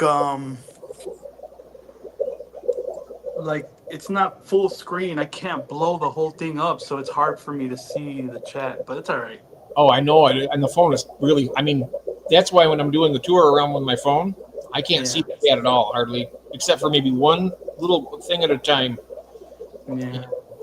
Once I get a laptop or something, or you know what, I'm gonna try to hook up my TV because I definitely have compatible. Like I can do something with that.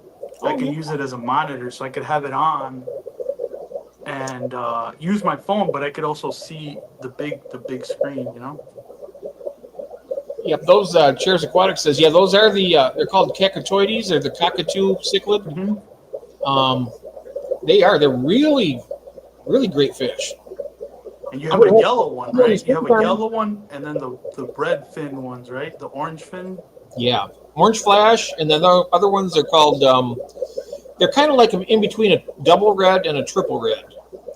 I've had the super red, where the super red is they got the ventral fins are red, the anal fin, the tail fin, and the dorsal fin. They're all colored. And these are getting close to that. So I think when these fry grow up, they might be a little more colorful. Yeah, that's awesome. I mean, I'm not the type to purposely try to breed, but so. I didn't try to. I was hoping they would, but I don't really know what to do except put a male and a female in there and then just try to get them to go as much as possible. But I'm glad they bred. I want to have a whole bunch of those. I want to have an army of epistles. And hopefully I'll get some army of those Coriodoras too. There's a lot in that container.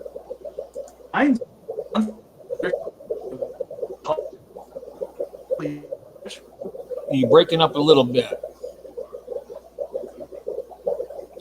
I think. Give me a sec. Okay. What's the? I just turned off the Wi-Fi. I don't know if it's that. Oh. I don't know. I can hear you good now. Yeah. Yep. I have a pistogramma. What is the minimum I can have? 8 in. 8 epistogrammas? Mm-hmm. Geez, I don't know. You could probably do it in a 40. Maybe a 29. I don't know. I've seen people keep a lot of them like in a 20. Raising them up. So, but if you're just going to have like 4 pairs or something, like 8 fish, you can probably get by in a 40-gallon breeder, I would think. Probably plenty of room for them in there. Can you hear me okay? Yes, I can. Okay. I was surprised to see you had those Limias in there with all those big cichlids in there. Oh, the Limias? Yeah, they were hanging out with all those big fish. I thought, wow, like that's crazy. I didn't think they were compatible like that. Oh yeah, I mean those are tiger Limias are really resilient, tough fish. I mean, I've actually seen them take a poke at them once in a while. Wow. It's like the mollies are the way. I thought because they're live bears that they're kind of just like they weren't able to handle that, but if they can hang with the cichlid, then it's almost like they have a cichlid type of attitude, huh? Well, They don't have a single type of attitude, but what it is they're so hardy and they can just coexist with them without having to worry about getting. They're faster than they are. They can move around a lot, and they're really they're just really sturdy, really durable. Yeah, because these guys, these Goodians, people compare them to cichlids. I wouldn't know. I haven't kept that many, but they do have this kind of way about them where they are kind of aggressive, Mm-hmm. And yeah, these guys are breeding like crazy. I think I have like 70 already. I don't know what to do with them all. Those are the Gudeids? Yeah. Oh, yeah, the Gudeids are tough, too. I had the Xenotocadodroi, San Marcos. Mm-hmm. Wow, those, I had them in with the fire mouths and the convicts. That big tank over there I showed, Mm-hmm. they'd go head to head with one of those fire mouths. If the fire mouth went up and nipped one of them on the tail, they'd turn right on them, and bam, they're on them. Wow. They're really tough fish. That's funny. But, they come from the same waters as the fire mouths and convicts, so I imagine that's how they, they're from Central America, Mexico, Yeah. and I have a feeling that in, hey, Glenn's here, hello. Hello, Glenn. Like in the wild, I mean, if those fire mouths and convicts are going after them, I bet they're like, hey, you know what, this is our water too. Well, a lot of those Gudeids, I'm pretty sure that I think they cohabitate like the same lakes and stuff. And these Gudeids, some of them are pretty large. Oh, yeah. I mean, 3 inches and stuff. Like you see them on the screen, they don't look like much, right? But they can get pretty large from what I hear. Pretty tough fish. Oh, they are. They can definitely take care of themselves. I know that. I've seen it. And I'll tell you, mine, when I drop food in there, if 2 fish approach the same food, they just disappear. I don't even know where they go because they move so quickly. Like they're pretty aggressive. I'm kind of worried for the Corys when I put them in there. But hey, Badlands, welcome in. We have another gentleman from Australia here. That's Glenn, GRB, and then we have Badlands Aquatics. Hey there, guys. how's it going, everybody? Let me see if I can put this chat up. Let's see.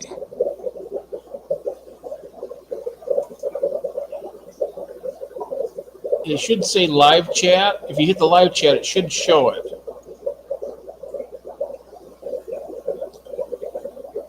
I could show it on. I'm going to try this. See what this does. Enable. Oh wait, I can't do that. Never mind. See, the thing is, I could have the chat up, but then I can't see you, Right. and I can't see myself either. But that's cool. You know what? I'll just leave it like that. Hmm? Just let me know if I'm out of frame. Let you know if what? If I'm out of the frame. Oh no, you're good. You're good. I just found a reasonably large school of fish. Mollies, maybe natural color in a flooded park. Oh wow. Oh wow, yeah, it's cool. That's really cool. I heard the mollies are able to adjust to salt water. Yeah. Yep. It just acclimation process, get them bit by bit. You can get them to full saltwater, full marine. I think that's the reason why a lot of people don't have great success with the black mollies, because they'll put them in their tanks that have low pH, more of acidic, maybe a blackwater type tank or something. Yeah. They need hard water. So like in an African cichlid type tank, it's perfect. Okay. As long as you don't purposely try to lower your pH. If you got a decent pH and a nice KH, they'll do fine. Yeah. I've only had one molly once, and they didn't do well. And maybe it's because what you're talking about, but I don't remember that my water is that soft. They died within a week. All 3 of them. Another thing too, a lot of times they come in sick, It's Okay. hard to get good stock. So I got some good ones here I can send to you. I got some really nice. I can send you a trio or something. You'll have babies in probably about 30 or 40 days. I got, Nice. yeah, I got plenty. So, The ones that I had, I think they were Mickey Mouse. oh, Mickey Mouse plaid. Oh, platies. Or no. Oh yeah. Okay, so we're talking about Mollies. I'm sorry. So yeah, so I never had Mollies then. I only had Platties. Oh, okay. Well, I'd be happy to send you your first Mollies. I don't know why people always refer to them together. You ever notice that? Yeah, People always mention them like Mollies and Platties, but they're totally different, right? yes. They're, and same thing with swordtails. I mean, they're, you know that the platies and the swordtails can interbreed. The Platties and the oh yeah. Platies and the Well, swordtails. the Mollies too, right? The Mollies and the or no? Mollies and guppies will though. I think I heard it. I think it was mollies and guppies will breed, but they, I think they're hybrids. I don't know if they are capable of breeding or not, but I've never tried it myself. But I know the mollies. They use the platies and the swordtails to get different strains. Mm-hmm. Because I heard, if I remember correctly, the way they made the modern swordtail was through a wild swordtail and a molly. Oh, And- swordtail and a platy. Is it a platy then? Okay, Yeah, maybe I have it wrong. You're probably right. Platies, because they have the variatus platy. Okay. That will breed, Oh yeah. and that's how you get like the tuxedo swordtails and stuff. Uh-huh. Because there's a Hawaiian variatus platy that has that same black and yellow, so it gives them that tuxedo look on the swordtail. Okay, so it's a platy. Okay, so I got them confused. See, and like I said, because people always refer to them together, and it throws me off. I don't even know which is which, you know. Mm-hmm. But yeah, I've always noticed that. And then I asked somebody in a live chat one time, and he says, "Yeah, I don't understand why they do that either, because they're completely different fish, you know." Their platies go in brackish. They are related to mollies.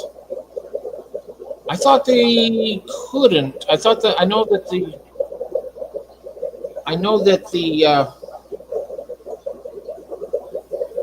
well, let me see here. Okay. I'm sorry, I just got a message over here. I just That's keep fine. checking my phone because of my wife upstairs. But Yeah, no worries, no worries. yeah, I know the platies and the swordtails can interbreed, but I don't think that they can with them. They can't with the mollies. Yeah, but they can with the swordtails and platies can breed all day long. But I heard that the Poecilia sphenops, which is the black molly, Uh-huh. I got some really nice ones for you too. I mean, I'm anxious. I bet you'll like them. They're my favorite live bearer. Mm-hmm. They are The my pos- favorite live bearer. I know. Poecilia? Yep, Poecilia sphenops. Okay. That's the black molly. I like just the standard. I mean, there's the leer tail, with a. It's nice, but Mhm. I like just the standard ones. They have the perfectly rounded tails, and a lot of mine have really nice black pectoral fins too. So it's like not all of them, but some of them are just like pure black, which are really, really nice. I've been working with this line for 10 years. About 10 Wow. years. I've bred a lot of. I used The black ones, right? Yeah. Yep. And I used to sell them on Get Gills. When Get Gills was, I'd sell out. I mean, I sold a lot of. Well, two things I sold the most of was mystery snails and black mollies. And every time I'd put 10 up at a time, boom, they're sold out. Every time I put them on there, they were selling out left and right. And then Get Gills got closed, and then I'm in the process right now. I'm trying to get on Aquafinder? eBay and also Aquafinder. I am on there, but I don't know how to post anything yet. I'm so far behind the learning curve with the technology. It's just that's my main downfall. Well, it's a good thing because you registered already to Aquafinder. Yeah, It's a good thing you did because you got the lower rate, right? yeah, 3%. Yep. Yeah. So that's good because at least if you don't use it right away, at least you got that. That's locked in there, and then whenever you do decide to get on it, you will already have that. So that's good. Mm-hmm. Yep. That David was saying we get grandfathered in if we get in early. So I figured, well, I better do that. No, it's a good deal. I've heard any platform you use is going to have some cost, and this is probably a good deal here because they're just starting out, so you're getting a pretty good deal. That's what Get Gills did. They were a flat 5%. Okay. On theirs, and I didn't think that was bad. I mean, they're providing the platform, giving you a place for people to go. I mean, a lot of my fish got a lot of views on them on there. You could see, like if I clicked on my black mollies back then, I'd say they've been viewed 892 times up to date. So this means 892 people went to that page and looked at them. Looked at it. Mm-hmm. So Nice. that's probably why they kept selling out, because I had some really good pictures of them and the fish themselves. I mean, I got a lot of nice reviews from people, and I had a guy that kept buying them over and over again, and I think he was selling them, but he was buying it from New Jersey. He says, "Do you have any more?" He bought 10. Do you have? I said, "Oh yeah, I got more. I just put 10 up at a time." He says, "Can I get 40?" Jeez. I said, well, I said I can probably spare 20 more right now, but he was wanting to clean me out with them. I was like, what? I need to keep some stock back. So, I hear of that happening often when people have, some people just want to go in there and take everything. Yeah, they do. I've seen that happen, but I'm of the mind that, no, I'm not going to give you everything I got. I've got to keep something. Right. I mean, I get too low on my stock. It's like you get too low, then all of a sudden something happens to one of your breeders, and boom, you're out of business with them. You got to get all new stock. It might be crappy stuff coming in. You might, get sick ones. You get something good like that, you want to keep it strong, and keep it, a big, healthy community. Yeah. I like to keep a lot of these on hand because upstairs I got even a ton more than I have down here. They're having fry in there all the time. Probably have 3 or 4 different generations of fry in this tank upstairs. And I just have them in there, and my lemon yellow bristlenose, the blue-eyed ones. Mm-hmm. I got to bring some of those down here and breed them because I haven't bred the lemon blue eyes in a while. And they're actually more desirable than what these albinos are. Now that you mentioned that, I kind of want to throw a Pleco in here. But it's a 33 long, so I it can't be too large, right? I don't know what I can throw in there. Oh, easy. I mean, I keep a bristlenose Pleco in a 10-gallon. Oh, really? Oh, yeah. They only get, on average about 4 inches. I mean, they say they get up to 6, but it's very rare if they get that large. Mm-hmm. I mean, even if they did, I think 6 inches would still be okay. Oh, but definitely. I'm worried about the big guys. Oh, the big Plecos. Yeah. Oh, yeah. Yeah, I don't want nothing like that. No, I wouldn't like. Those are just too big. I mean, if you had like a big 240 or something, or 300-gallon, Mm-hmm. You could do that. But if that tank right there, bristlenose would be perfect in there. You could breed them in there. Well, the Corys are going to go in here, so I thought maybe just 1 or 2 Plecos in here. Mm-hmm. To diversify. Yeah. And they're good at cleaning the glass too. I mean, they love to clean. Be on that biofilm. You'll find you're doing your maintenance on the glass a lot less. Yeah, I had to do that the other day. You could start it to show. You can kind of see the haziness, on the glass. Yep, they'll clean all that off, and you'll be like, wow. I mean, I've had tanks that were just really heavy algae all over them. I throw a bristlenose in there within like 2 weeks, spick and span. Really? They'll have that maybe cleaned up, and then, I mean, you still have to feed them too, because once they get that all done, their food's gone. I wouldn't say clean that all up. But, well, if I did throw a Pleco in here, I think I'd throw a piece of wood in there, right? oh yeah, they love that. They like the wood, right? Like Yes, they do. put a piece of wood in there. Because that's not real wood. That thing in there. That's like a piece of like decoration. It's like a ceramic or something.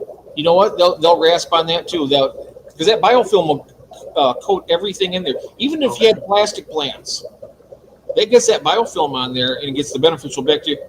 I mean, That little slimy stuff. Oh, that slimy stuff. Yep, and that's what they love to eat.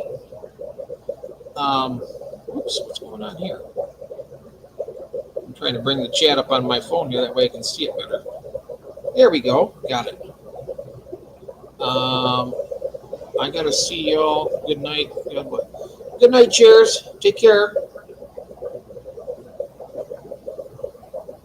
See ya. Yep. Take care. Missed a lot of this. As the water is evaporating fast for Glenn in Australia. All right. I missed a lot of this in the chat. Get some driftwood, Annie says. Yeah, that would be. Can we get a tank tour with Jeff's guest? Well, that's up to Beto. He's more than welcome to. Yeah. Excellent. Actually, I have some frozen bloodworms thawing out right now. Okay, cool. So maybe we can feed the crebenzes. Excellent. That would be great. Let's go see what they're doing. All right. I'm going to put you on a bigger screen here. There we go.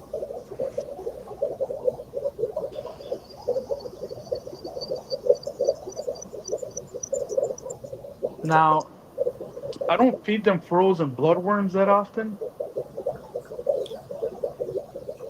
because they're like sand grazers or whatnot.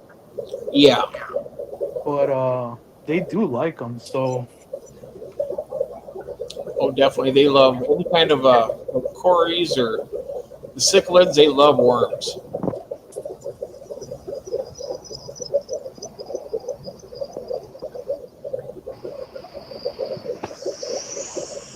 Ooh.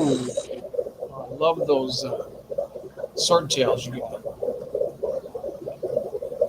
You can see they're being a little shy, but let's see once I shoot some bloodworms in there.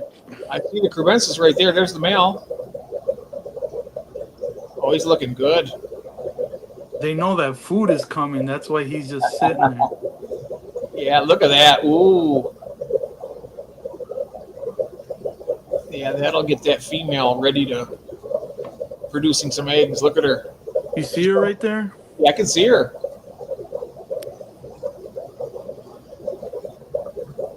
Oh, yeah.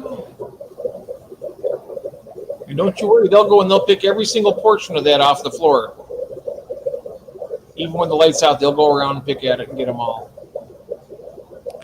That swordtail wants all the attention. Yeah. It's nice looking swordtails you got. Yeah, these are the babies, these little ones here. They're not so little anymore. You know what? These dirted tanks, if they're good for anything, it's growing fry because there's all these little like copepods and all kinds of little stuff in there. Mm-hmm.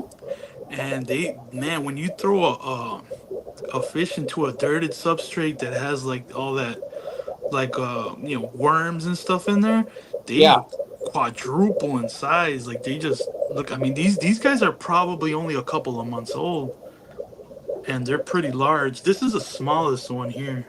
This guy. Oh wow, nice. Well, yeah, there's a butt ton of plants in here. You see that coconut cave there? They don't really go in there. I was thinking about taking that out of there. They don't go in there? Nah, they don't go in there. I don't know. I've seen them in there before, but they just huddle up in the back over here. Back behind that Anubias. They don't even go in there, except for the ceramic pot there. They'll go in there every now and then. Oh, they'll breed in that ceramic pot too. They'll lay eggs in there and defend that area when they're ready. They'll breed pretty much anywhere they want to. I mean, when the time comes, as long as they can have a defensible area, they'll breed, and then they'll pick their area carefully. They want to make sure they can defend it easily. Right. They would never do it like usually in the middle of the tank is kind of like a unheard of, because you have to defend on all sides that way. At least over here in the corner, they can just project out, keep them at bay. Yeah. Fajakas and angels get them. Oh, do they? June says she feeds the fajakas the bloodworms. Oh, really? Mm-hmm. I got the. I put some of the baddest in a 3-gallon over here. Let's see what they're doing. Oh, the baddest, yeah. I bet they love those worms too. I bet. Look at them. It looks like you got a female there too. Yeah, it looks like it, right? Like she doesn't have any color. Right. You may have a pair there. She's up there looking. Where's ours at? Yeah, they have a bunch of scuds in there. They're eating all day because this thing is loaded with scuds, blackworms, and like sea shrimp and all kinds of little critters. Because this container is a 3-gallon. It used to be only cultures in here, and Wow. and now there's like I don't know how some Caradina got in there, and now all of a sudden it's overrun by Caradina as well. That's a good. You know, when they have a lot of shrimplets, that makes another food source for those baddest. I mean, they won't eat all of them either, but they'll still grow. But that is so cool. Those are such cool fish. I know they need a lot of live foods. I know that it's hard to get them to eat prepared foods, but I know that frozen foods they will eat. I haven't really seen any aggression. You know how they say they're kind of jerks, but I haven't noticed anything. Yeah, I think you got a pair there. I think they're going to be. What you're going to see is eventually, if that is a pair, the male and the female, they're gonna wrap around each other, right? Just like bettas do. Mm-hmm. And they're gonna breed like bettas. They are the betta family. They're antibantoids or labyrinth fish. They're air breathers. Yep, they're part of the anabantoid family. They're in the same was it genus? Yeah. But they are part of the gourami group. Oh wow. Or walking. What are they? The perch group? I can't remember, but they are part of the anabantoid. I know that. But he'll grab her, and you can see that you can tell when they breed. He'll wrap right around her like the bettas do, and squeeze her, and then she'll squeeze the eggs out, and he'll fertilize them, and then they pick them up and move them to an area, and then just. I think from there they're kind of aggressive. Okay. At that So point. that's where he might cause her some harm. No, I think they would. They probably work as a team to defend them. I think. I've never kept bettas, but I do a lot of reading on stuff like that. Okay. And they're very cichlid-like with their protection, Nice. and that's what's really cool. I love to watch that. And then down here, I got some plants sitting on some filter floss, and what I'm trying to do is I'm trying to get it to take hold on the filter floss, and then from there transfer it to an aquarium where it'll spread. You know. Oh yeah, that's a great idea. This is called Rickia, and it's kind of like weird. It looks like wow, I can't even think of anything that. But it's supposed to make like a carpet, you know. And I got some pretty good light on there. This is one of those fluval, those little nano ones. Yeah. And it seems to be doing good. Like it seems to be growing because this was all one piece, and I actually broke it in two because it was starting to get pretty large. Now, are you putting any fertilizer in that container? No, but I am doing. Oh, sorry. I am doing water changes. Okay. Pretty frequently. Because if you did some water change, if you did like a gravel vac, you could pour a little bit of that darker water in there. That's really good nutrients for them plants. Like water change water. Yeah, just a little bit. Right, just to get it, because there is a little bit in there, because the filter floss that I used was used filter floss. Okay. Well, that should keep them going for a while, but they will need some food eventually. Some type of if you had like a fish in there, like a little fish in there or something, you could keep like Mhm. one of those, well, like a swordtail or something in there. You could do that if you wanted to, or something else. Yeah. It would create a little bit of waste, like urine and stuff. That keeps that. Or I could put a Batis in there. Actually, I have a bunch. How many batis do you have? I have 11. 11. Yeah. Wow. I bought a whole bag that came from, I think, I don't know, Thailand, somewhere around one of those Asian countries. Uh huh. And the bag came from there, and it was at my LFS, kind of like sitting there getting it was acclimating like in the bag on top of the water. And I told him, "Hey, can I get this whole thing?" He's like, "Yeah, go ahead." And he charged me $40 for the Wow. yeah, for all 11. Oh, that's great. Yeah, I got some plants on the top here. That is awesome. That is such a good deal. I mean, you get a pair of those. I mean, usually they're like 30 bucks, $40 for a pair. Really? Yeah, they're not a cheap fish. Because he told me he gives them for 10 each. So when he said 40 for the whole bag, I was like, well, yeah, give it to me. Wow, that is a fantastic deal. Let's see. Let's see what the Goodeids do with all these bloodworms. All right. Bettas might have OCD. Oh, it says Beto might. Oh, no, not you, Siri. I just said something and my Siri popped up. You see how they're all gathering around? They know what's coming. Oh, yeah. Chris Garden says, I would love to know where you're finding scarlet Bettas pairs. He got them from Indonesia. And they so how that worked? Did you have your LFS order them? No, but I know they get their shipments on Wednesdays. So I always go on Wednesdays. Oh, okay. And then I get there and they have all their shipments just floating. They have them all floating, like temperature acclimating. So I always get there and I always check all their bags to see what they have. And today they had 2 bags of different types of Corys. They had Julii and Sturbai. Ooh. They had 2 bags of those, and I think each one had like 10. Wow. Yeah, that's amazingly you got all those for $40. The Bettas. I wonder how Yeah, much I wonder how much the corridors would go for. Those are expensive. Believe me, I wanted to buy them off him, but I just don't have the space, Yeah. I do have a tank that I could put them in, but it's not set up yet. It's not even, doesn't have water. Well, I tell you what, you got some really good. Well, you got the orange Venezuelans. Those are awesome. These I love guys. those.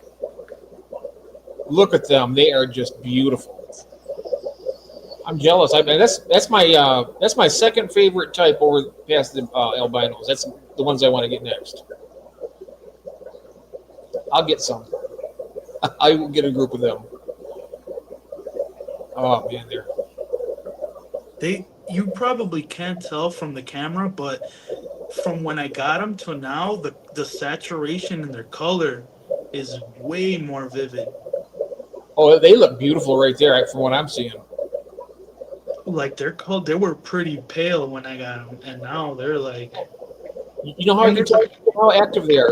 You can tell they're very happy. They're moving around. They're vigorous. Yep. And you see my albinos how they're happy too. They're moving around like that. Yeah, they look great. Mm-hmm. Let's see what they do with some of these bloodworms. Ooh, yeah. Oh, they'll love those. Well, look at the goodies there after them too. Look at that. Yeah. In here, all the Goodeids in here are all just torn fin ones, except for the pregnant ones. You see the big mamas? They're just in here to drop a little fry. But all the other like kind of larger Goodeids, they were all like damaged from, I guess, like sparring or whatever. So I put them all in here. Oh yeah, they can get pretty tough with each other. Those look, oh she is. Look at she's squaring off pretty nice there. She's gonna drop you some really nice big fry. Yeah, she should be popping any day now. Like she's been that way for a really long time. But I know their gestation, right? That's their gestation period. I think is about 2 months with these. Yeah, it's a lot. It is longer than most typical live bears. I know that because they have umbilical cords. They grow their fry on inside them with umbilical cords. They're not Yeah, like I can't. I really want to see it. yeah. I know that when mine had their babies, there's some of them there was like a little teeny string was right out of their stomach. You can tell that was where the umbilical cord. Hmm. As soon as they came out, they had those, and I was like, "Whoa!" I got some. I have yet to witness it. What's that? I have yet to witness it. It's hard to catch them in the act of dropping the babies. Every once in a while, you get lucky. You could be looking at the tank, and then all of a sudden you see, oh, what that just popped out of her. You know, you ever heard of Mike from Fish Tank Barn? Oh yeah, he lives in Michigan here. Yeah, I think he said he's only seen it like so many times. Like it's and you know how many good idiots he has, right? Oh yeah, Or you know what? No, it's not that he hasn't seen it many times. I think he only caught it on video once. I think that's what he said. He's really big into the wild type live bears. Hell, oh yeah, he's the biggest one I've seen. Like with the varieties he has, like the amounts. Like he just has like I don't know, like 20 of them. I mean, I'm not sure, maybe more. He's also got a nice lake Tanganyika and cichlid collection. Yeah, he does. He has like Tropheus and Cyprochromis and like he's got a lot of cool fish. He does. He has these live bears called left-sided live bear. You ever heard of that? Left-sided? No, I haven't. It also has like 3 names. It's called the left-sided, and it's also called the jaguar live bear. And then the jaguars. Yes, I know them. And then the scientific name is Genesia onca or something like that. But yeah, whatever. These guys, they look pretty cool, man. They have like these little spot patterns on them, and they're pretty unique. I've never seen live bears quite like those. I don't even know what kind of family they belong to, but they're pretty cool. I've seen them on Aquarium Imports, or what is that? What it's called? That website, Imports something Aqua Imports. Yep, Aqua Imports. Is that the one in Florida or no? Aqua Imports is in Colorado. So what's the one in Florida? Imperial Tropicals. Yeah, that one. Mm-hmm. They have those. Ooh, nice. I like Imperial Tropicals. I like to go there and window shop a lot. I haven't bought anything there yet, but I will. I was looking at some stuff, and they had some very nice looking different types of Lepistos and reasonable price too. I mean, they weren't sky high. Yeah, no, their prices are okay. The only thing is that I think their shipping cost varies. Like it's divided into zones. I don't like that. Up in Michigan, you go, it's like $20 more to ship to Michigan than it does to Ohio or some Right. one right below that. Yeah, it's just like that's kind of a. I don't really like that. I kind of think it's kind of a scam a little bit. Yeah. But yeah, it's just. I mean, Wetspot doesn't do that to us. I mean, I could order from Portland, Oregon. It's going to be the same price. And if I lived in New York and ordered from Portland, it'd be the same price. You know, it's just it's what they charge. So I don't know why my. You ever order from Aquahuna? Yes, he's got really good rates. I was about to say, I think I've heard that place has the best like prices. Oh, used to be 20. Used to be 12.99 for um, priority shipping. Now they got it. It's 13 or 14.99. But he has overnight for $25. Wow, that's not bad Oh, at all. oh, look at And that, a mono shrimp. you Wow. see you see how aggressive he attacked the bloodworms? Yeah, I see that. He went right after them. I'm telling you, these Amanos are no joke. These guys, I mean, they're not gonna beat anything up, but they're like, as soon as you drop any kind of food in there, they're like after it. Yeah, they're ravenous. Yeah, they are. They're enjoying that food. Oh, they're And enjoying it.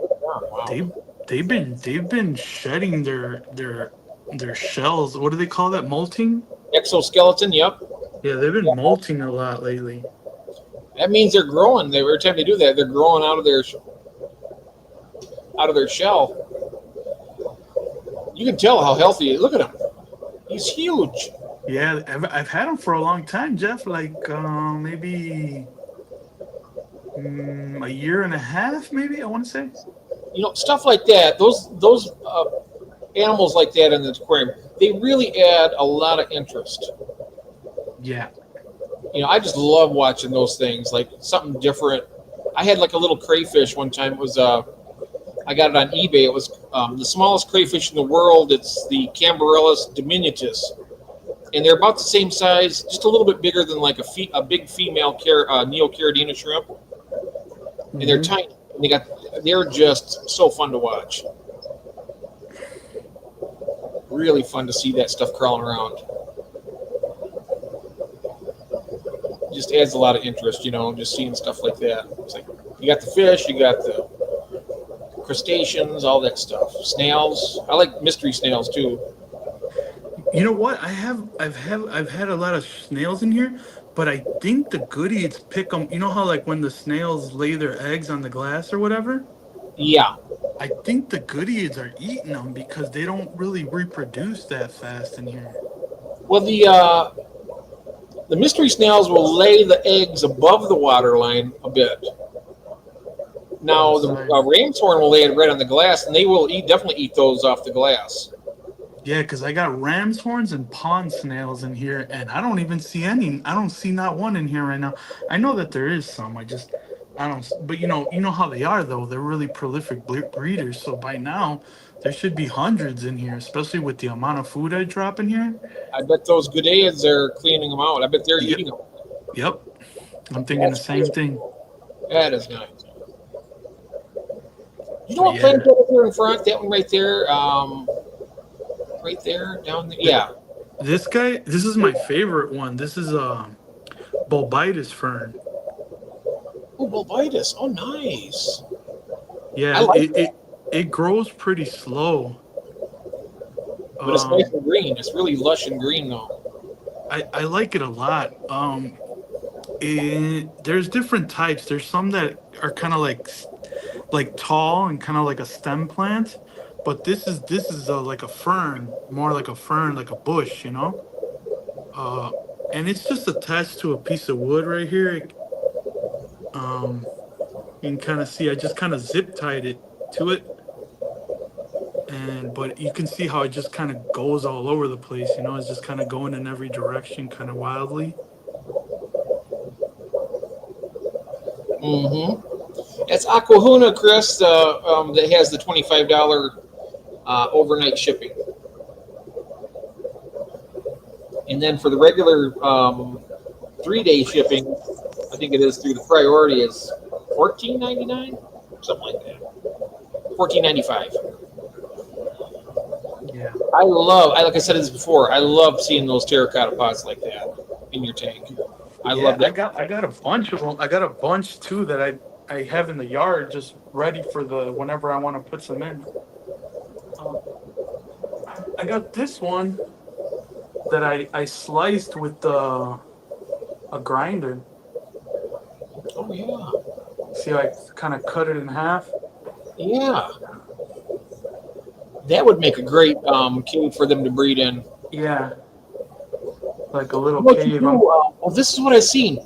If you could make that hole at the smaller end, make a little bit bigger, and Right then here. you take the big part and put it next to the glass. Mm-hmm. That way, they'll go in there and you can watch them breeding inside there. And Mm. they won't even. That's what they do. That's what Lowell's Fish Lab does. That's They'll actually a really good idea. It is. You can just put that big part like you see. So this part's the part that's looking at you, and Yeah. they'll come in through that little hole and they'll breed in there. And you'll see them laying eggs in the glass and all that. That's a great idea. I should have done that. You gotta wear some safety glasses though, because this stuff starts flying. Oh, flying yeah. all over the place.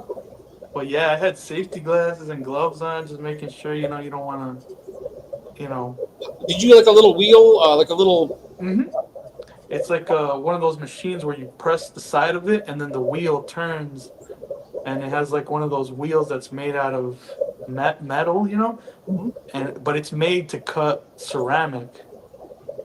So Do you have to put water on it too while you're doing that? Do you have to put moisture on it?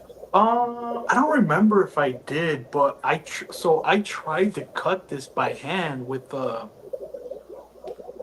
it's kind of like a handle type of thing with like a little saw, and it has really fine teeth, and it was getting in there, right? It was marking the line pretty well, but I thought, man, at this rate, I'm gonna finish in a week from now. So I asked my one of the tenants if I could use the one he had, and it went through this like butter.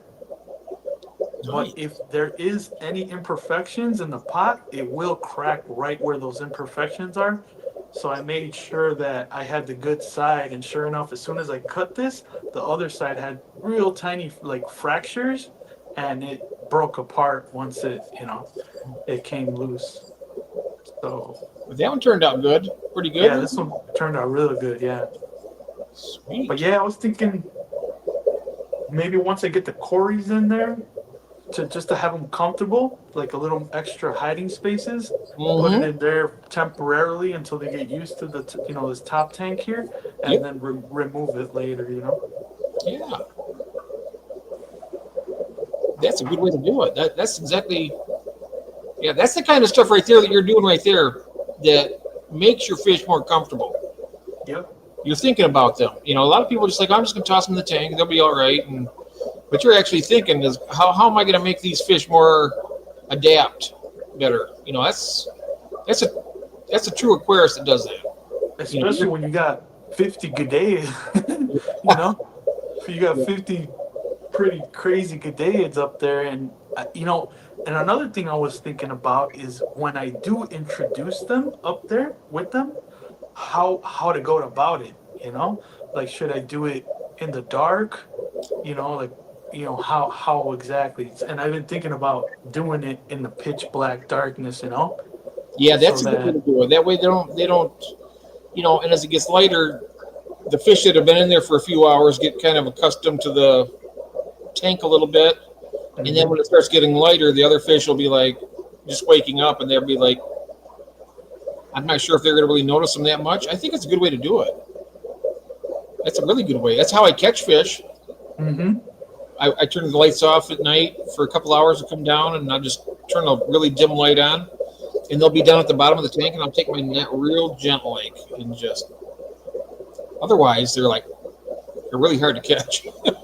Well, these G'dayids, they're so brave. I mean, now they're kind of on to me, but they're so brave that I would grab one of these, like little containers, and I would just stick it in there into the water, and they would go right up to it, and I would just put them in there. They wouldn't even notice they were being removed from the tank. Yeah, I would take them with the cup. They would still be normal, like nothing's going on. And then I would put them into another enclosure, and they would not know any better. But they're on to me now. They know the problem now. They know not to do it. Those tiger limias, I tell you what, they are a major pain to catch. I tell you, they are just so fast, and they're smart fish. I don't think they're probably one of the hardest fish I've ever had to catch. Wow. That's the thing about having healthy fish, when you have healthy fish, they're healthy, they're like rockets, Mm-hmm. that's the thing. So They sure are. I mean, if they're easy to catch, then you're doing something wrong. That's right. If they're like really lethargic, it's like catch them. Oh, that's no big deal. It's like they can't have enough speed to get around there. Imperial do dance fish, wet spot, do all kinds of places quarantine their fish. They do. I know that dance fish does. I know that wet spot does. I don't know about it. Well, Imperial, I'm pretty sure they do. I mean, they're big. I would imagine. I'm so sorry, Christy. You're not feeling good. Oh, your pizza. Uh-oh. I'm getting hubby's. Oh no! Take care. You take care, and have a good night. Did you watch my salmon videos? No, I have not. I'm going to be doing that. Actually, in fact, I'm going to go to your channel right now. Is that the most recent one, Annie? Check this out here. Okay. I'm looking at. Oh, I like your red tail shark. Oh, those are cool. Yeah. He's got a moonlight gourami and red tail sharks. Those are cool. How big do those get?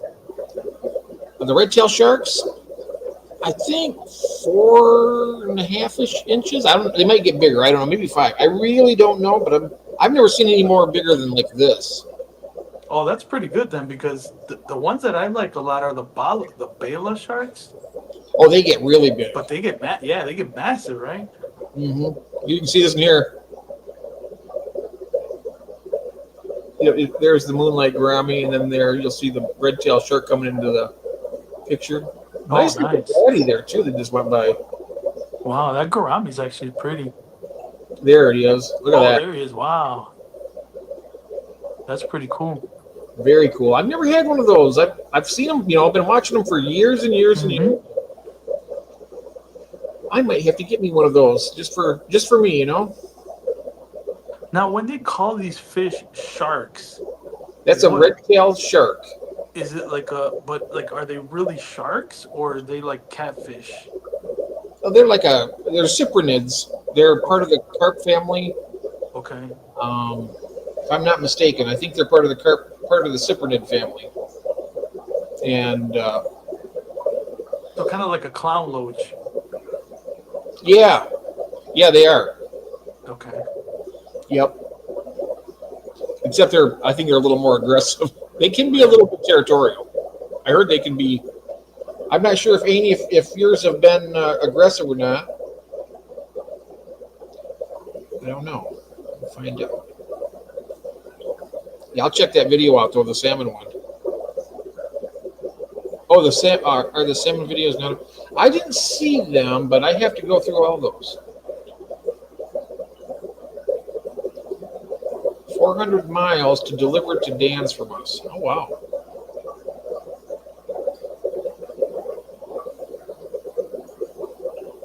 Dan's minimal shipping, I think, is $40 as well. So.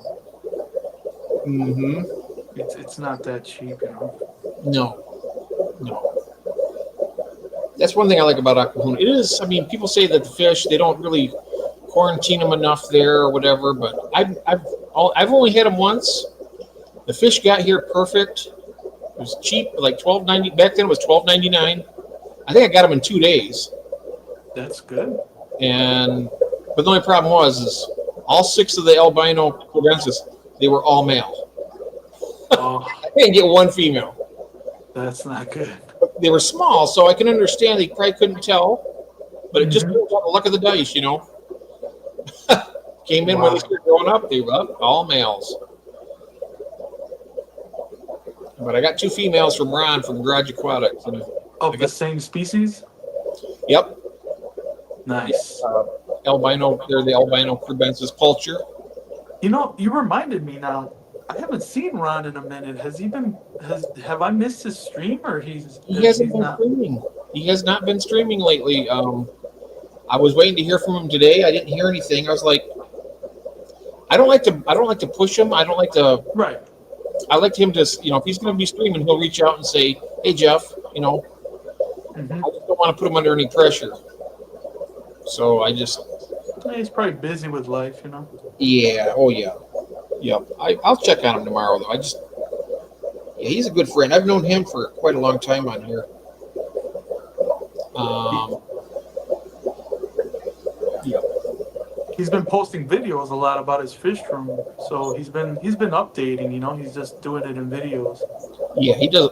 That's good. You know what? I wish I was able to. I used to do more videos than when I started doing live streams. I stopped doing videos.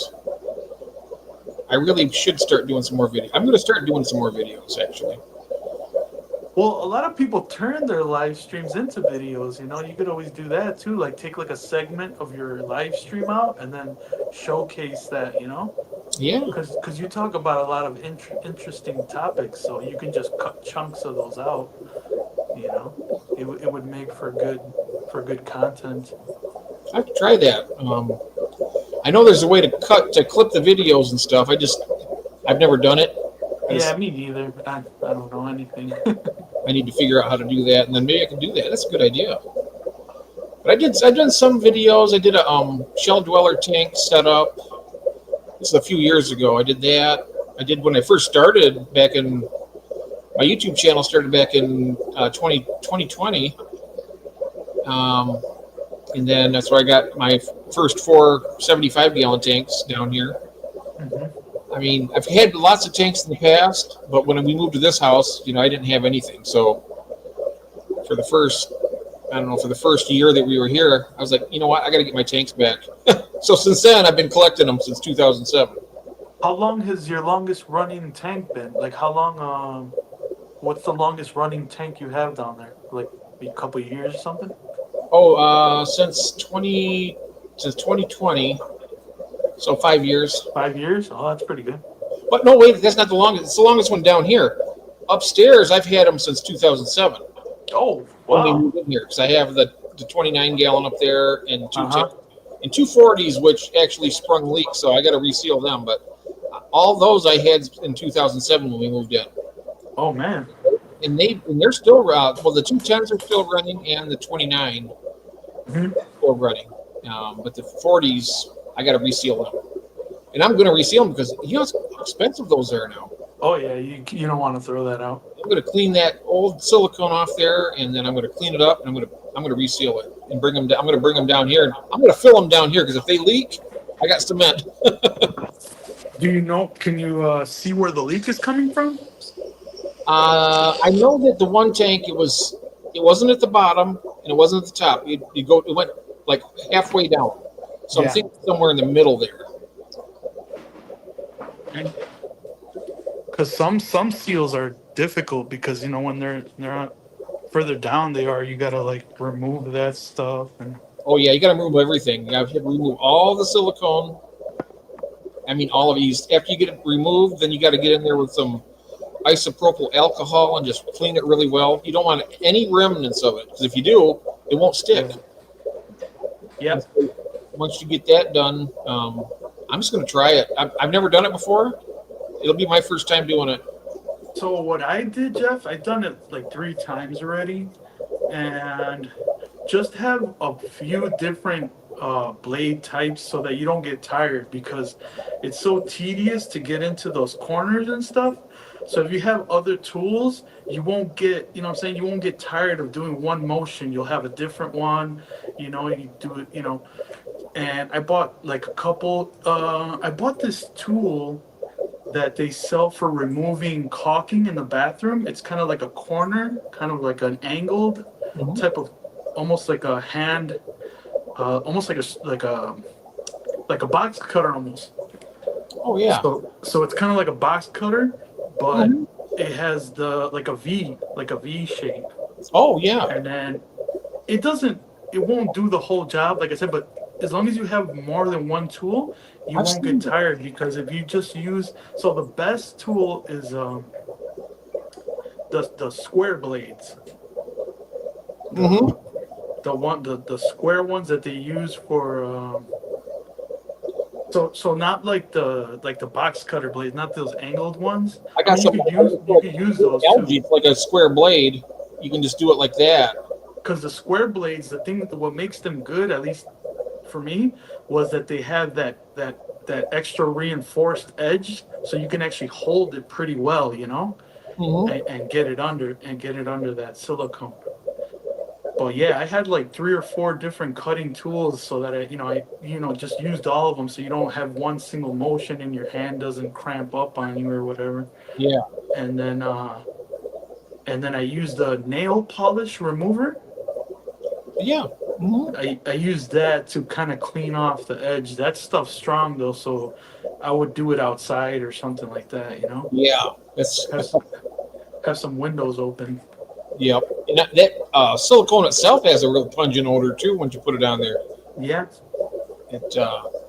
But how did it work out for you? Did it? Really good actually, and I'm surprised because the silicone I bought off Amazon, and it wasn't a name brand, you know. It was just just 100% silicone. It didn't have any other ingredients, just 100% silicone. And the one that I got was a white. It wasn't clear, it was white, and it's been resealed. That one's been resealed for at least a year and a half, and it's doing well. Nice. Cut the glass, never. Oh, it says cut to the glass, never to the silicone side. June says. Okay. Yeah. Oh, take everything apart and put it back together. That would be really hard to do, Jeff. I mean, Yeah, I wouldn't want to do that. I think I'm just going to clean what's inside the tank and then just put all new silicone around it.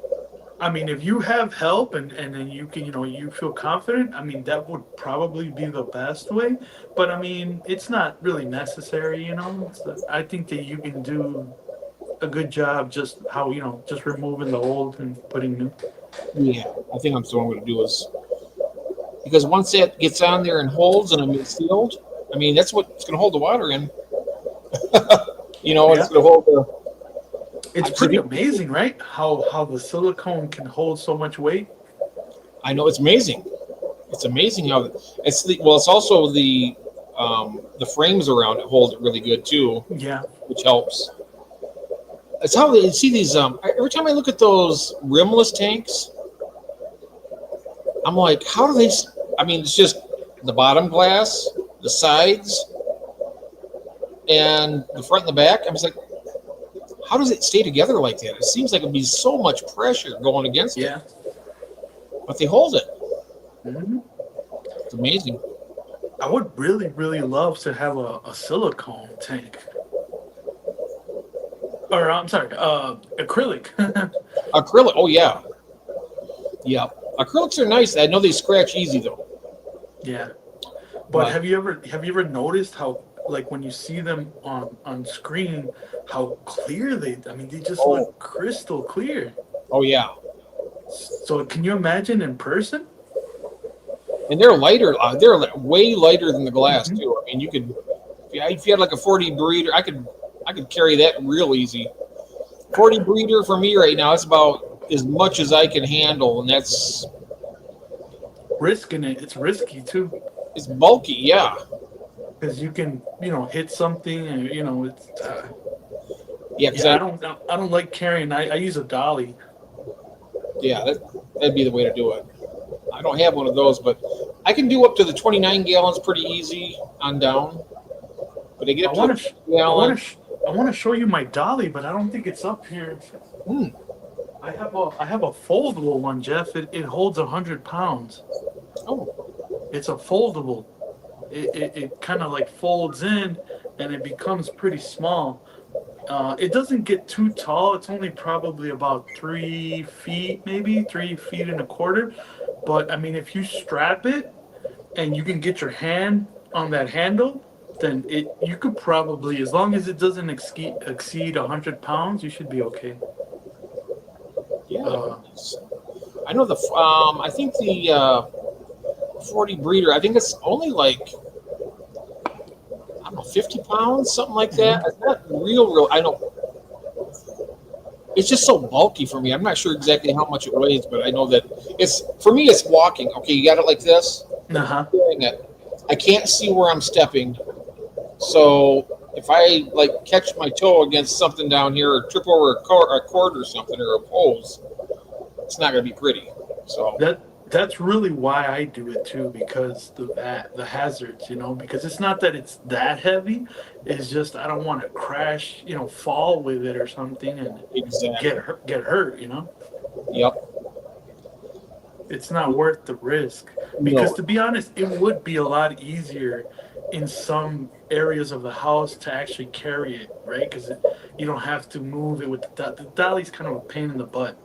It's just a little safer. Mm-hmm. Now, like down here where I have like 29s right behind the computer here, just on the other side over here. I mean, once I get my stand set up, I'll pick that up and carry it because it's only going to be a couple feet. But like the 37 over there, now that thing weighs a ton. It weighs. I mean, the glass is like really Super thick, thick. half inch thick or more. It's pretty thick glass. This thing weighs probably 60 to 70 pounds, I bet. Wow. It's a pretty heavy tank.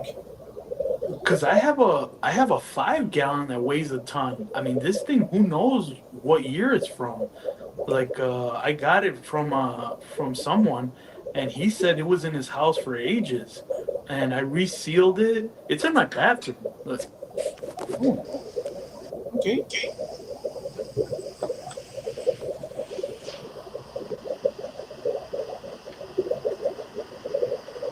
Oh wow! Is it the metal framed? It's not a metal frame, but I'm pretty sure it's all tempered glass, like the whole thing. Oh wow, that is cool looking.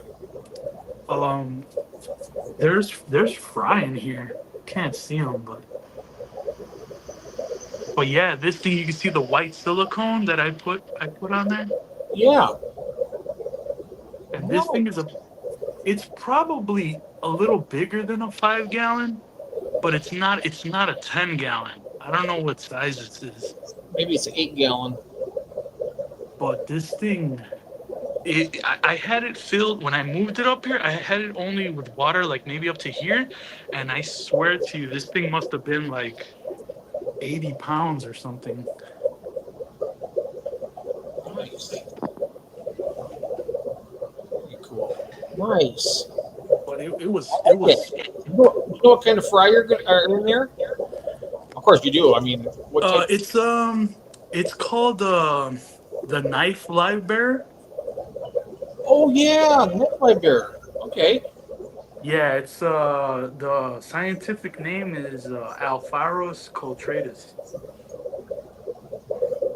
They're really really cool, Jeff. Like these things are awesome, and I had about 75 of them.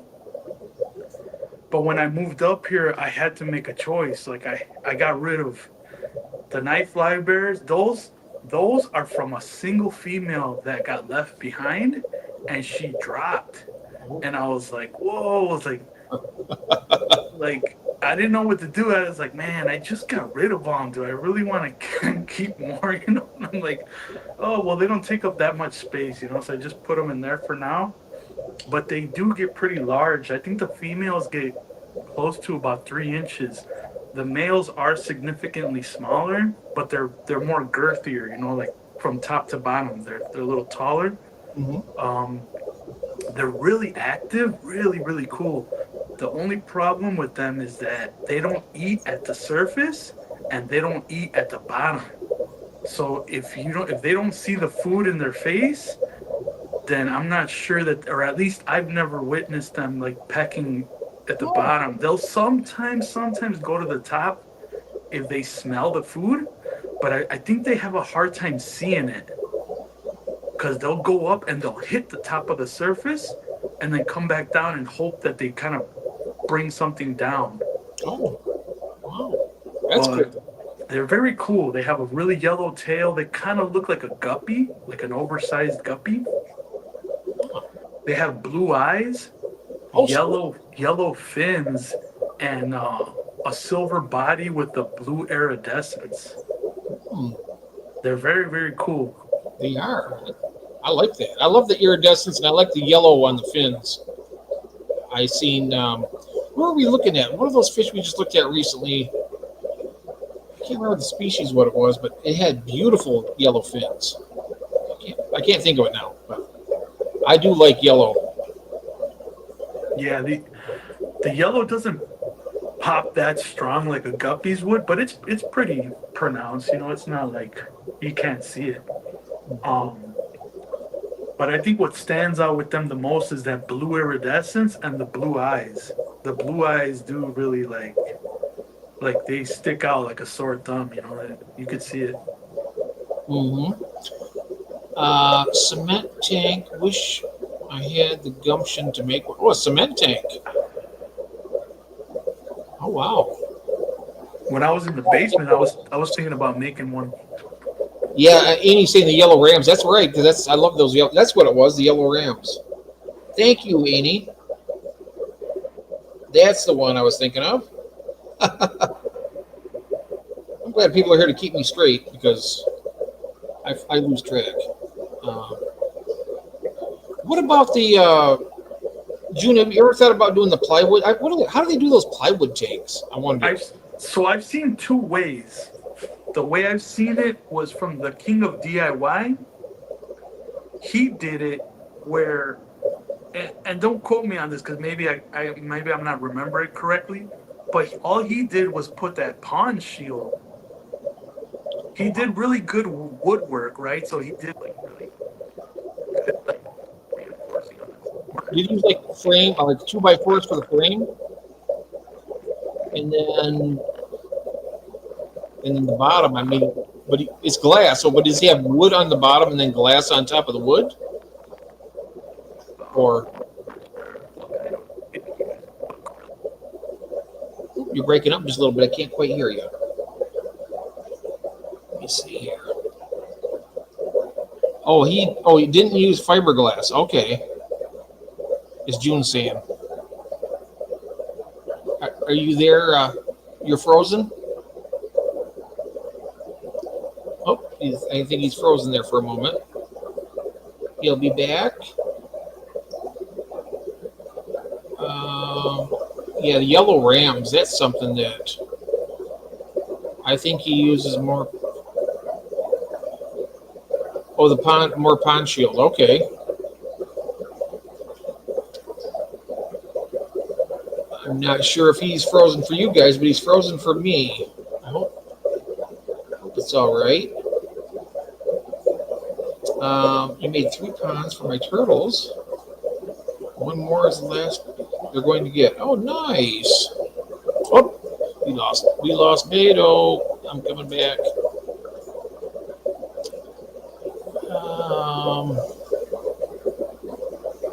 Let's see what happens here. He is frozen.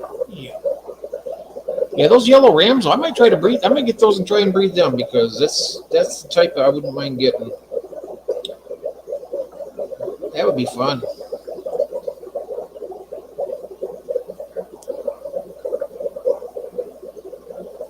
Yep, I tell you what, this last couple weeks has been pretty good here in the fish room. I've gotten some, like I said, a couple weeks ago. Well, I think they're about 2 weeks old now, maybe 2 weeks. The pistos that bred, and I hope Beto's all right.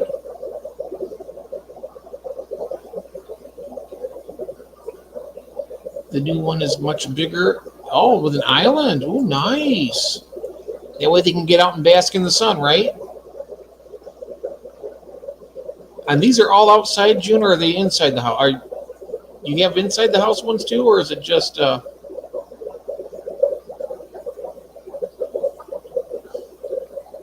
You can send. I don't have Discord, but I do have Messenger. You can send them that way too, Amy. I don't know if you have Facebook Messenger.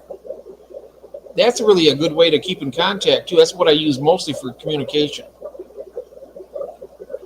Yeah, she needs to bask. Yeah, that sunlight's best for their carapace. It keeps it nice and strong. They need that vitamin D. Vitamin D is vital to turtles. In fact, we don't get enough vitamin D either, actually. Oh, you're not on Messenger? Can you be, Annie? Can you set one up? I use that pretty much for all, except my telephones. I'm calling somebody on the phone, but I use that a lot. Chick is indoor. Oh, until the pond's done, she has 3 lamps. Oh, okay. Yeah, those work. I mean, as long as they get the UV, that's what they need. I was looking at some turtles. I like those soft shell turtles, but I wish they wouldn't get so big. I wish you could get one that would stay small. UVB and UVA. Ah. Mm-hmm. I hope Beto's all right. He lost his signal. I hope everything's okay with him. I can always check with it. He's on Messenger. I can message him and find out.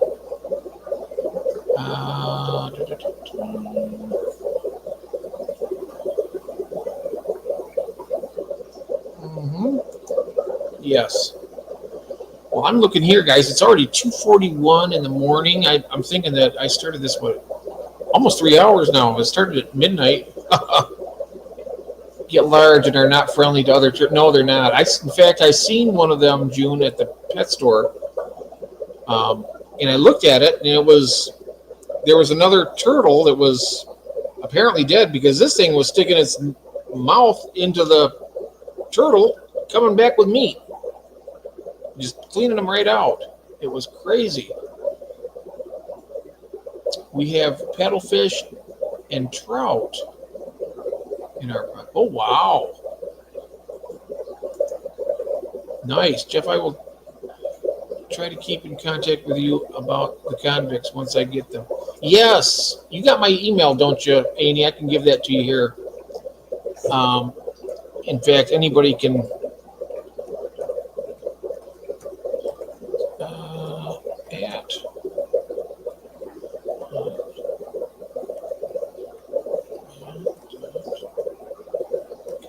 I don't check my email all the time. That's why I always try to get people to do Messenger, but I do check it from time to time. And that's the one way you can get a hold of me, email.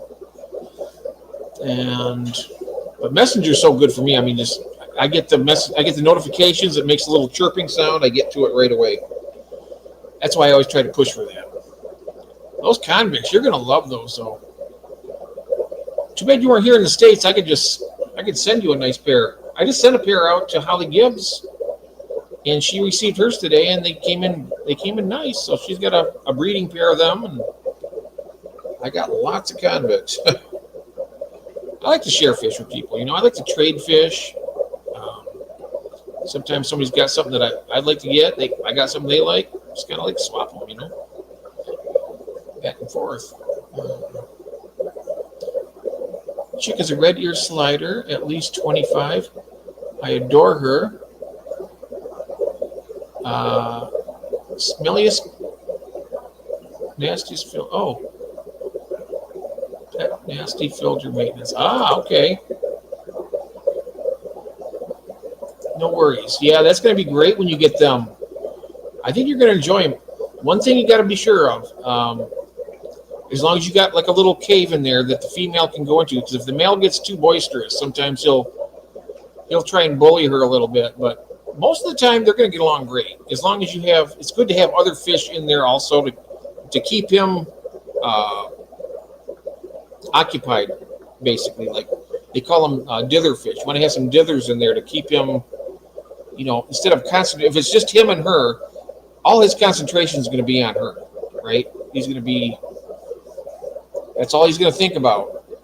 And he'll get to the point where, there's only one thing to do in that tank, and that's to mate. And if she's not ready, he's going to get upset and hurt her.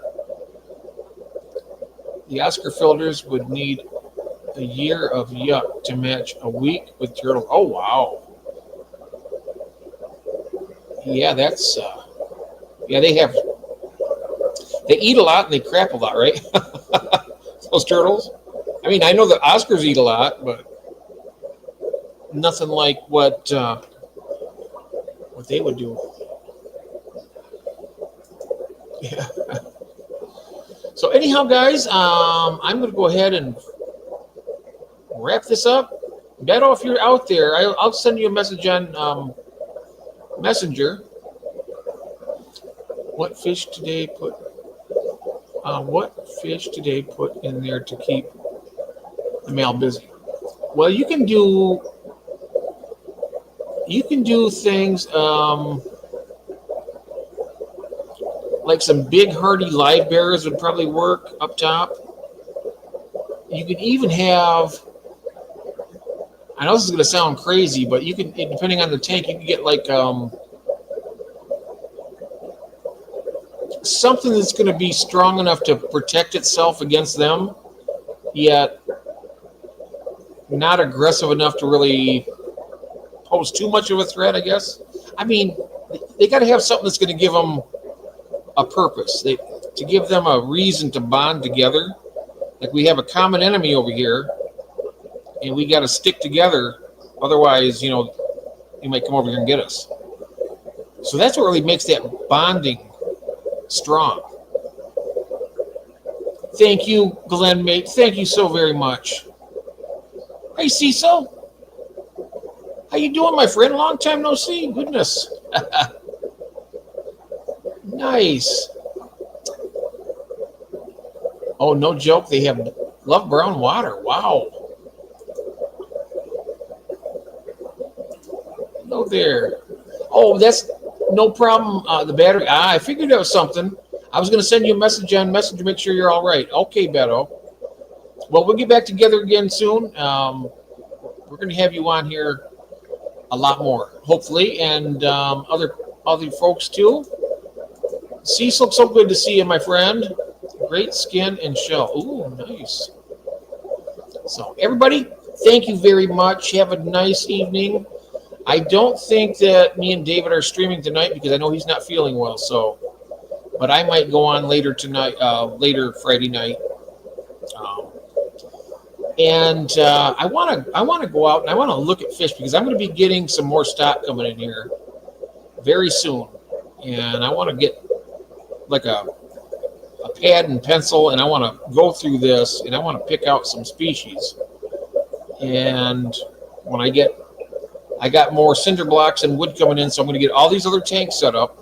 And I also have a bunch upstairs, 10 gallons. I got 5 10-gallon tanks and 2 more 5-gallon tanks. And I'm thinking about setting up one of the 5 gallons for like a food culture, like Daphnia. And then the other one, I might try to do blackworms if I can ever source any here in Michigan. They're hard to find here. Those blackworms, California blackworms, they're really hard to get. And they're really expensive when you do find them. But thank you very much, everybody. And I will see you hopefully tomorrow night. Peace out. Love you guys. Take care. Bye-bye.